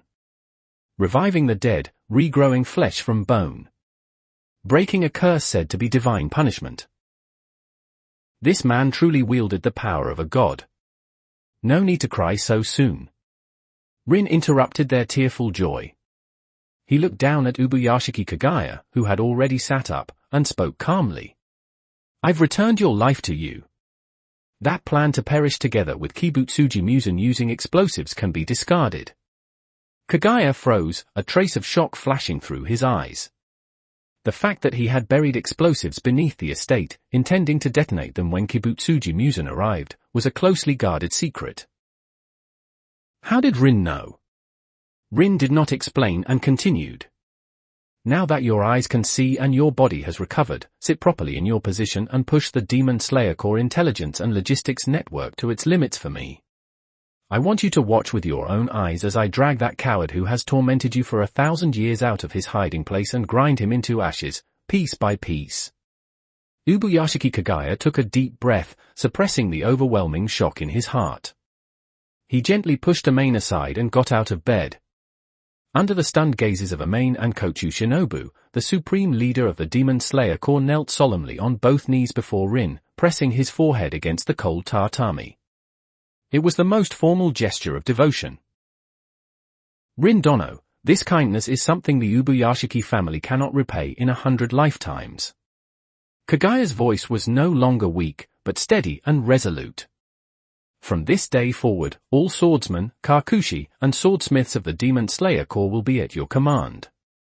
I am 100% sure that Musen will die by your hands, and for that future, I, Ubuyashiki Kagaya, is willing to die for you. Ding! Detected that the host has used Yin release and Yang release to sever the 1,000-year curse of fate afflicting the Ubuyashiki family. You have completely altered the inevitable death of the Demon Slayer Corps master and gained his absolute loyalty, along with supreme command over the Corps. The trajectory of fate has undergone an epic reversal. Congratulations! You have obtained 15,000 dimension points. Hearing the crisp system notification in his mind, Rin nodded in satisfaction. 15,000 points. A worthwhile trade. Not only had he gained a large amount of points, but he had also completely brought this massive demon-slaying organization under his control. From now on, he would no longer need to personally handle intelligence gathering. It was my pleasure, Master Kagaya, but this is no time for sentiments. Get up. Make preparations. Convene a Hashare meeting immediately. Rin turned and walked toward the door as he gave his orders. The Demon Slayer Mark training for all members should be put on the agenda as soon as possible. In the early morning at the Ubuyashiki estate, a gentle breeze drifted through the corridors, stirring a few withered leaves. Inside the master bedroom, Ubuyashiki Kagaya gently pushed away a main support and stepped onto the tatami with his bare feet. He took a tentative step forward. There was no unsteadiness, no shortness of breath. His long, powerful legs supported his body with ease. For the first time since reaching adulthood, he truly felt what it meant to be healthy. Amain, bring me paper and a brush. Ubuyashiki Kagaya turned around. His eyes, restored from darkness, shone with a sharpness and decisiveness they had never held before. He was no longer the frail head of the family who could only direct matters from behind the scenes while dragging along a failing body. At this moment, he truly possessed the strength to lead the Demon Slayer Corps in breaking the 1,000-year cycle of fate. Immediately issue the highest level summons to all the Hashira. Within half a day, I want them gathered in the courtyard. Amain's eyes reddened. She nodded firmly and stepped away to carry out his orders. Rin leaned casually against the doorframe, watching Kagaya's efficient movements, and spoke in an offhand tone. Don't just get carried away. Lay out all the industries and hidden bases Musen has buried in the shadows, along with every piece of intelligence related to suspected 12 Kazuki sightings. I only care about results. Please rest assured, Rin Dono. Ubuyashiki Kagaya turned and bowed deeply once more. The Ubuyashiki family will not fail this mission. By noon, sunlight poured into the wide courtyard of the Ubuyashiki estate. The Hashira of the Demon Slayer Corps arrived one after another, stepping onto the white gravel. The atmosphere was heavy. Under normal circumstances, the master would never issue such an urgent summons unless a Hashira had fallen, or his own body could no longer endure. The wind Hashira, Sanemi Shinazugawa, stood at the front with a deep frown, his hand unconsciously gripping the hilt of his sword. Hey, Rengoku! Sanemi lowered his voice as he looked at the equally solemn flame Hashira beside him. You've been at the Butterfly Mansion these past few days. Did you hear anything? Could Muzan have made a move? Rengoku Kyojuro shook his head, his voice steady. When I left the butterfly mansion, everything was normal. However, the tone of the Kasugai Crow's message this morning was extremely urgent. Something significant must have happened. Perched on a tree branch, the serpent Hashira, Obanai Iguro, remained silent, his cold expression unchanged as he gently soothed the white snake coiled around his neck. The water Hashira, Gyutamioka, the mist Hashira, Tokito Muichiro, the love Hashira, Kanroji Mitsuri, and the stone Hashira, Himajima Gyome, were all present. Even the sound Hashira, Yuzui Tengen, had set aside his usual flamboyance and stood properly in line. The master has arrived. The familiar announcement sounded from the corridor of the main hall. All 9 Hashira in the courtyard immediately dropped to one knee, lowering their heads in perfect unison. The wooden door slid open. A steady, powerful rhythm of footsteps echoed across the wooden floor. Sanemi, kneeling at the very front, was momentarily stunned. Something was wrong. The master usually needed to be supported by his daughters, his steps slow and unsteady, his breathing heavy. But today, those footsteps were firm and powerful, like those of a warrior in his prime. Sanemi instinctively raised his head. In the next instant, his pupils shrank sharply. It felt as if he had been struck by lightning, his entire body freezing in place. Not just him. Rengoku Kyojuro, Yuzui Tengen, and even the usually expressionless Tokito Muichiro all went rigid the moment they saw the figure standing in the corridor. That person was indeed Ubuyashiki Kagaya. But the iconic, horrifying purple-red decay that once marked his forehead was gone. In its place was a clean, gentle face. He stood there without any support, upright beneath the sunlight, his clear black eyes calmly gazing at everyone in the courtyard. "My children, I've kept you waiting." Ubuyashiki Kagaya spoke with a faint smile. His voice was clear and steady, filled with vitality, without even a trace of the hoarseness that had once plagued him. Silence. _______. Hi guys. Thanks for the power stones. I didn't post yesterday, and I also know I have to upload 2 bonus chapters. I'll do that as soon as I get some time. Blackheart. Read 12 chapters ahead. patreon.com/slept01. Chapter 67, The Countdown to the Final Battle. 1276 words. Bonus chapter. _______. The entire courtyard fell deathly quiet, save for the rustling of wind through the treetops.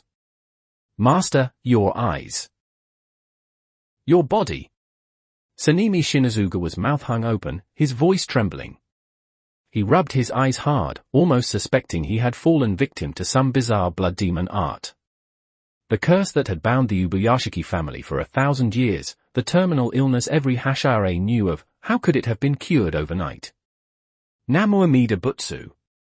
Although Himajima Gyome could not see, his keen hearing and perception clearly sensed the powerful vitality flowing through Kagaya's body. Tears streamed down the blind monk's face as his hands came together in prayer, trembling with emotion. As you can see. Ubuyashiki Kagaya raised a hand, signaling everyone to remain calm. His tone carried unmistakable gratitude. This is not the mercy of the gods. It is because someone, with extraordinary means, pulled me back from the brink of death. He stepped aside, yielding the space behind him. A tall, slender figure slowly emerged from the shadows of the room. Rin walked out with one hand in the pocket of his black wool coat, looking down at the stunned Hashira in the courtyard with the same lazy, indifferent expression as always. Shinobu followed behind him. Although she had already witnessed this once, seeing her colleague's jaws nearly drop to the ground still made the corners of her lips lift slightly. Rin Dono? All the Hashira's gazes instantly locked onto him. At this moment, the way they looked at Rin had completely changed. Before, their awe came from his overwhelming combat strength, his ability to single-handedly kill upper-rank demons. But now, that awe had transformed into something close to reverence. Reviving the dying, regenerating flesh and bone, overturning a curse that had lasted 1,000 years. This was no longer the power of a mere swordsman. It was something akin to creation itself. All right, put away those looks like you've never seen anything before. Rin walked down the steps, getting straight to the point.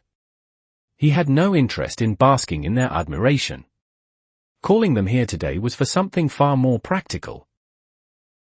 That coward Musen, after learning about the deaths of upper rank 4 and upper rank 5 in the swordsmith village, has completely cut off the Infinity Castle from the outside world. He's hiding in his shell for now, and we won't be able to find him anytime soon. Rin paused, his gaze sweeping across the 9 Hashira kneeling before him. He's hiding to evolve, to prepare his next move. When he believes he has the confidence to face me, that will be the start of an all-out war. Before that, I need you, cannon fodder, to sharpen your blades a little more. Being called cannon fodder to their faces, not a single one of the 9 Hashira showed even a hint of anger. After witnessing Rin's power, they all understood that in battles at that level, those who had not even grasped the see-through world could indeed only be considered cannon fodder. Rin Dono! What do you require of us? Rengoku Kyojuro looked up, his eyes blazing with intensity. The Demon Slayer mark. All of you will awaken the Demon Slayer mark. Rin spoke a few simple words, yet they struck like a thunderclap. Among you, only Rengoku-san has barely touched its threshold. For the next period, I will take over your training. What you must do is continuously push yourselves to the brink of life and death, drive your heart rate beyond 200, and raise your body temperature above 39 degrees. Hearing the conditions to awaken the Demon Slayer mark, the Hashira's expressions tightened. Obanai Igiro frowned and raised the key concern. The Demon Slayer core ancient records mention the mark. Those who awaken it all die before the age of 25. It is a curse that burns through one's lifespan in exchange for power. We are not afraid of death, but if we fall before the decisive battle. That was the past. Rin cut him off coldly. He raised his right hand, palm upward. A pure emerald glow bloomed at his fingertips. The vitality contained within it was so dense that even its faint diffusion into the air caused the withered grass and plants in the courtyard to regain life, turning lush and green. Yang Release Chakra. As long as you still have a breath left, as long as your head hasn't been cut off. Rin clenched his hand, crushing the green light as he looked at them, his tone absolute and unquestionable. No matter how much life you burn, I can restore it. That rule of dying at 25 ends with me. Boom! His words struck like a jolt of lightning straight into the minds of every Hashira. Removing the lifespan limit. That meant they could awaken the Demon Slayer mark without restraint, wielding power beyond their limits without fear of their bodies collapsing. It was equivalent to granting the Demon Slayer core's strongest fighters an inexhaustible source of strength. With no worries left, what reason do we have to hesitate? Yuzui Tengen stepped forward with a wide grin, his teeth gleaming. How flashy! Let's burn away every last impurity in our bodies during this special training. I am willing to entrust this broken body to Rindono for refinement. Himejima Gyome clasped his hands together, his voice deep and resonant like a temple bell. The others voiced their agreement as well, the fighting spirit in their eyes burning at its peak. Very good. Rin nodded, then turned to Ubuyashiki Kagaya behind him. Find a location in the back mountains that is large enough and well concealed. Starting tomorrow, the Hashira special training begins. If anyone can't endure it and wants to quit halfway. Rin swept his gaze across the group, a faint, almost playful smile appearing on his face. I'll personally help crush his bones, inch by inch. That afternoon, the Demon Slayer Corps headquarters moved into action. With astonishing efficiency, the Kakushi cleared out a vast open-air training ground deep within a mountain valley not far from the Ubuyashiki estate. The site was filled with sharpened wooden stakes, heavy rolling boulders, and a training course carved directly out of a rushing waterfall. Rin stood on elevated ground, surveying the terrain below. Shinobu walked over, holding a freshly drafted training schedule. The first phase is basic endurance running led by Yuzui. The second phase is Kanroji's extreme flexibility training. The third phase is Tokito's swing correction. The fourth phase is Igiro's obstacle evasion. The final phase is live combat sparring between Shinazugawa and Himejima. After reading through the plan, Kocho Shinobu looked up at Rin. "And what about you?" "Me." Rin watched the hashire gathering below, casually snapping off a tree branch and weighing it in his hand. "I'll be responsible for delivering the final hand when they think they're about to die." He turned his head, his gaze settling on Kochu Shinobu, deep and steady. "As for you, you don't need to take part in this physical training. You only have one task." Rin reached out and lightly pinched her cheek. "Use the young release chakra sample I gave you, combine it with your wisteria-based toxins, and develop a poison capable of completely destroying Musen's cellular division. I'll handle the frontal assault. You're responsible for cutting off his escape." Kochu Shinobu froze for a moment at the unexpected gesture, then her eyes became resolute. "Leave it to me. This time, I won't give him another chance to escape." At that moment, the countdown to the final battle officially began. ________. Read 12 chapters ahead. patreon.com/slept01. Chapter 68, One Hell of an Instructor. 1126 words. Deep within the mountain gorge, the deafening roar of the waterfall shattered the forest's original tranquility. 3 full days had passed since Ubuyashiki Kagaya's rebirth and his order to assemble everyone. In those 3 days, this once secluded and perilous canyon had been forcefully transformed by the Kakushi into a living hell that made one uneasy at a glance. "Run! You useless lot who can't even fill your stomachs. If those rolling logs behind you catch up, you'll end up with broken limbs." Yuzui Tengen stood atop a jutting rock, a thick bamboo stick in hand, shouting down at the Demon Slayer Corps members sprinting along the muddy mountain path below. Among the crowd, Agatsuma Zenitsu rolled his eyes and let out a shrill scream. "I'm going to die. I'm definitely going to be crushed into a meat patty." Why does the first stage of basic training involve being chased by spiked rolling logs? Yuzui-san, you insane show-off. Despite shouting louder than anyone else, Zenitsu's pace was anything but slow. His thunder breathing gave him an exceptional instinct for fleeing at full speed. Kamado Tanjiro, carrying heavy stones on his back, gritted his teeth as he ran at the front of the group, every breath releasing scorching air. Hashibira Inosuke charged forward like a tireless beast, even taking the time to ram his head into tree trunks along the way to vent his excess energy. According to the assembly line training plan devised by Rin, every swordsman participating in the intensive training first had to endure physical exhaustion under the sound hashire. After that, they would move on to the love hashire for hellish flexibility training that tore and rebuilt their ligaments, followed by the mist hashire and serpent hashire to refine their sword precision and footwork. Only those who survived these first 4 stages of torment were qualified to enter the deepest part of the canyon and face the final live combat assessment. At this moment, on the flat rocky ground in the canyon's deepest area, the air was thick with the pungent smell of sweat and the metallic scent of mud. The water hashire, Tomioka Gyu, the wind hashire, Shinazugawa Sanemi, and the stone hashire, Himejima Gyome, the 3 widely recognized as the strongest among the Demon Slayer Corps, were all breathing heavily, their uniforms soaked through with sweat and dust. A dozen steps away, facing them, Rin sat cross-legged on a flat slab of bluestone, resting his chin on one hand. At his feet lay a wooden sword still in its sheath, and his black high-collared uniform remained perfectly neat, without a single crease. "Too slow." Rin's cold voice broke the brief stalemate. "Do you know what your biggest problem is right now?" He lifted his eyes, his gaze sweeping over the 3 who stood ready in formation. "It's because you know very well that I won't kill you. Even if you make a mistake or break a bone, I can heal you with young release. Because of that, when you swing your blades, you lack the desperation that comes from facing death. Shinazugawa Sanemi gritted his teeth, the veins on the back of his hand bulging as he tightened his grip on the wooden sword. He couldn't deny it. Over the past few days of sparring, no matter how seamlessly they coordinated, Rin would always dismantle their attacks with the simplest movements and precise predictions. Each time they were knocked down, Rin would heal them with that strange green light, only for them to be beaten down again. Training without the threat of death could not push their bodies to their true limits.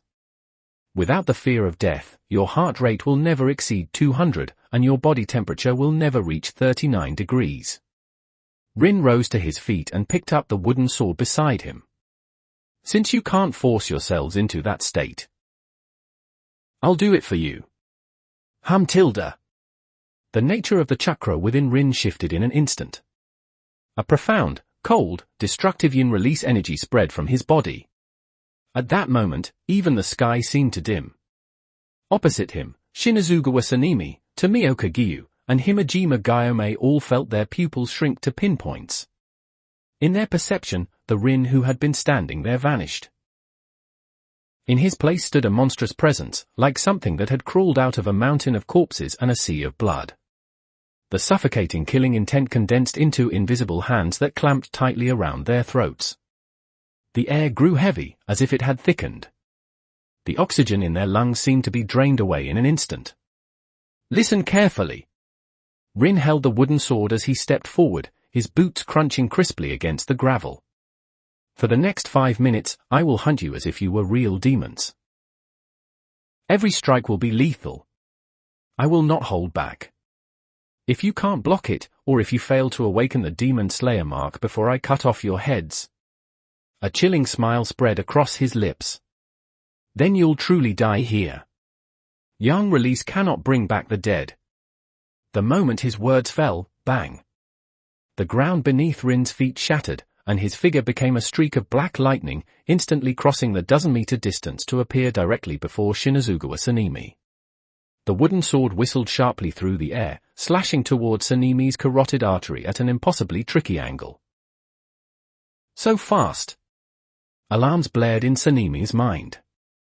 The speed and force of this strike were on an entirely different level from their previous sparring sessions. This attack was meant to kill.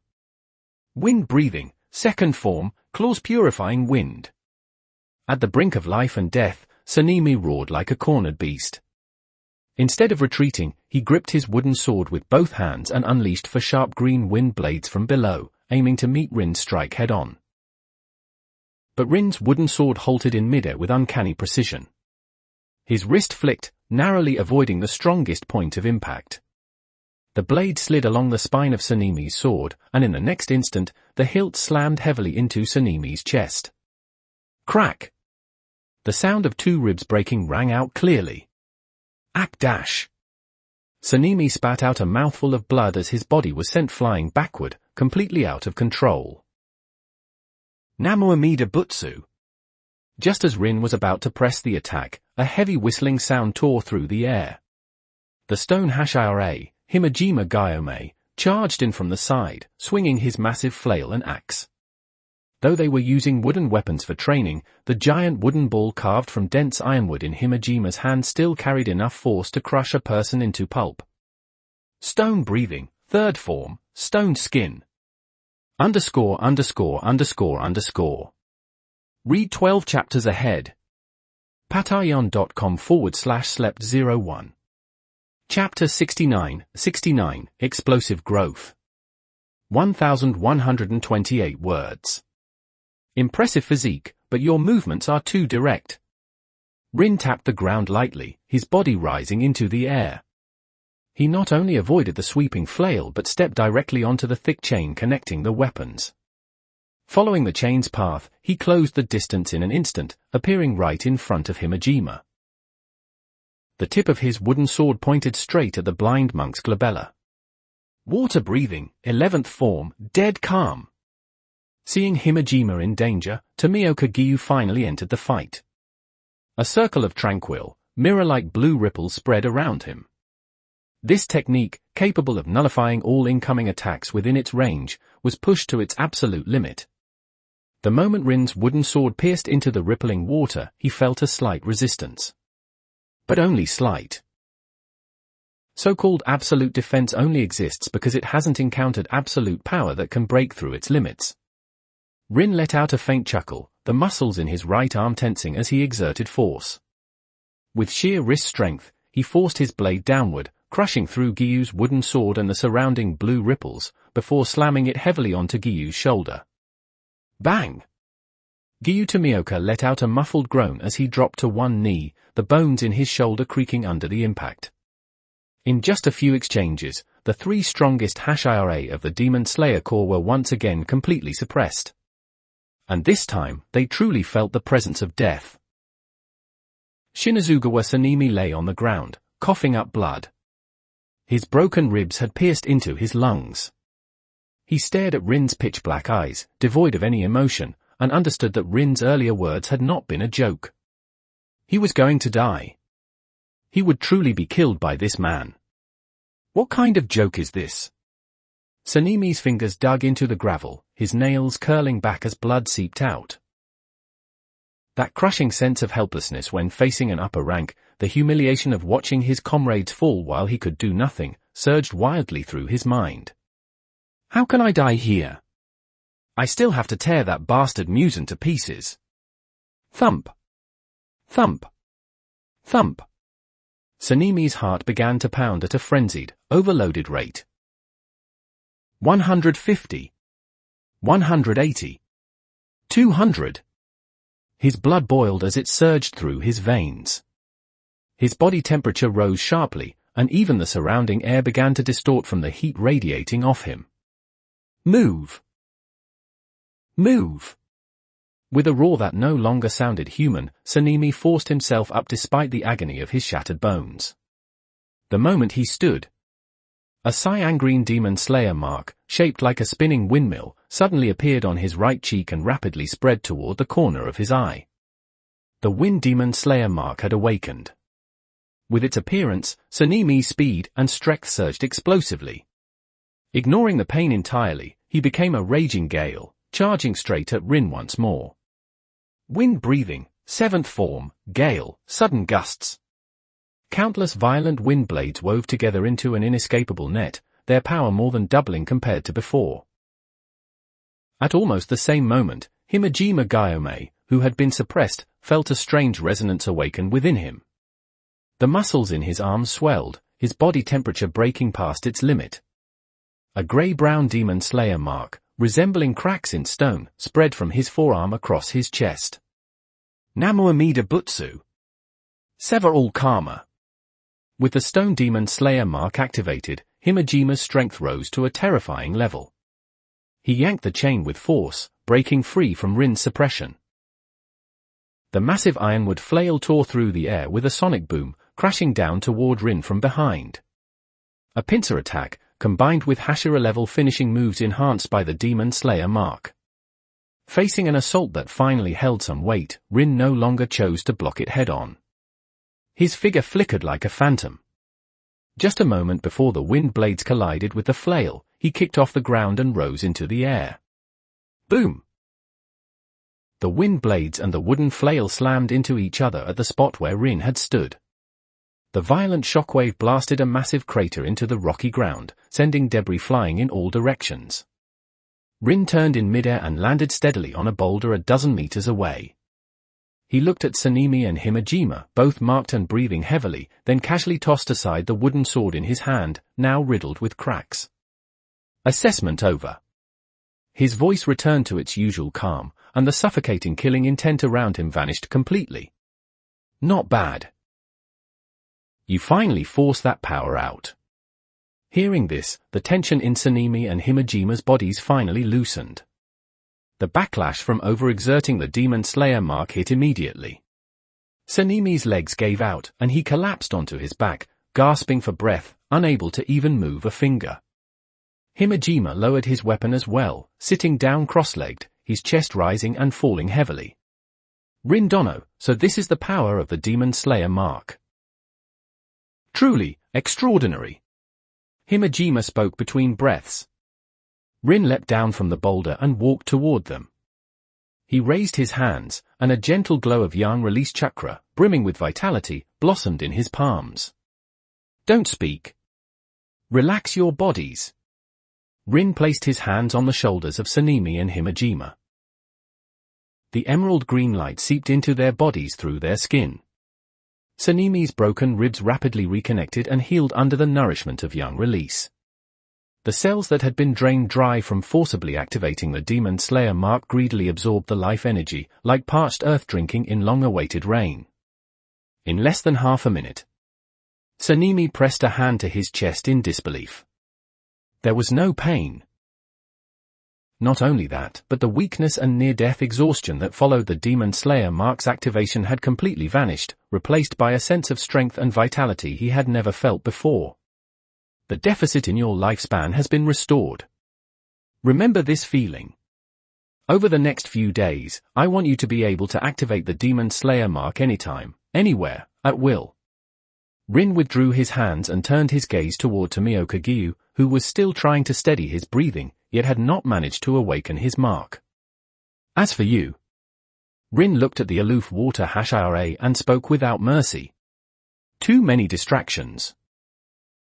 If you can't awaken it by tomorrow, go back and run the mountain path with those 3 brats. Gyu's expression stiffened. He silently tightened his grip on the wooden sword, a flicker of unwillingness passing through his eyes. And so, under Rin's brutal training, pushing them to the brink of death, then pulling them back again, the Hashira of the Demon Slayer Corps entered a period of explosive growth in strength. ______. Read 12 chapters ahead. patreon.com/slept01. Chapter 70, Bait. 1084 words. The Hashira training in the deep mountain valley had continued for a full month. With the support of yang release chakra, an almost unreasonable medical cheat, the Hashira of the Demon Slayer Corps had endured hundreds of near-death experiences. Now, each of them had mastered the method of activating the Demon Slayer mark, and their overall combat strength had surged to an unprecedented level. These swordsmen, long suppressed, were eager for battle, wishing they could charge straight into the demon stronghold and wipe out the 12 Kizuki in one sweep. But Rin knew very well that searching for Kibutsuji Musen across vast mountains and forests would be far too inefficient. That ancient monster, who had lived for 1,000 years, possessed exceptional methods of concealment and escape. As long as he retreated into the separate dimension of the Infinity Castle, no one could even touch a strand of his hair. To make him willingly crawl out of that safe shell, one needed to cast bait. Something so irresistible that he would bite even at the risk of being hooked through the throat. Rin's gaze shifted to Kamado Tanjiro, who was practicing sword swings beneath the waterfall, cutting against the current. At noon, the sun blazed overhead. Rin brought Tanjiro, still carrying the wooden box on his back, away from the training ground to a wide, open meadow. Rin-san, what are we doing here? I still have 3,000 swings left for today, Tanjiro asked, wiping the sweat from his forehead, confusion clear in his voice. Put the box down and open it. Rin went straight to the point. Tanjiro froze. He glanced at the scorching sun overhead and hurriedly waved his hands. No. It's midday, and there isn't any shade here. If Nezuko comes out, she'll be burned by the sunlight. She won't. Rin crossed his arms, his tone firm. The Kamado family's bloodline is special. The flaw in Nezuko's body, the part that feared sunlight as a demon, has already been assimilated and repaired. She can now walk under the sun. If something bad starts to happen, I'll put her inside the box under 1/10 of a second. Tanjiro froze, his mouth slightly open. But out of complete trust in Rin, he still stepped forward and unlatched the wooden box. Creak! The lid slowly opened. Nezuko, curled up inside, cautiously poked her head out. Faced with the blinding sunlight, she instinctively shrank back, trying to retreat into the shadows. But when she hesitantly extended her fingertips and touched the golden light, the searing pain she expected never came. Instead, what wrapped around her fingers was a gentle warmth that belonged to the human world. Nezuko stared blankly at her palm, then slowly climbed out of the box. Her feet touched the soft grass as she stood fully beneath the blazing sun. A breeze passed, lifting her long black hair. She raised a hand and removed the bamboo muzzle from her mouth. From her dry throat came unfamiliar, halting words. "Good morning, brother." Tanjiro's eyes instantly reddened, tears streaming down his face. He rushed forward, pulling his sister, returned to her human form, into a tight embrace, sobbing uncontrollably. This was a scene he had dreamed of countless times. Rin stood to the side, not disturbing their reunion. His gaze casually swept toward a patch of bushes at the edge of the meadow. Deep within the layered shadows of the leaves, an eyeball veined with blood, the character for etched into its pupil, stared intently at Nezuko standing under the sunlight. It was one of the surveillance eyes spread by the new upper rank for Nakami. After losing 2 upper-rank demons at the Swordsmith village, Kibutsuji Musen had refrained from deploying his main forces.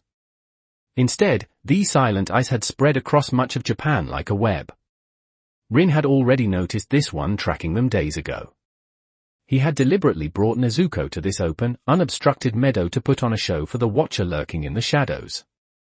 Judging by the timing, Kibutsuji Musen should have already received a clear enough image.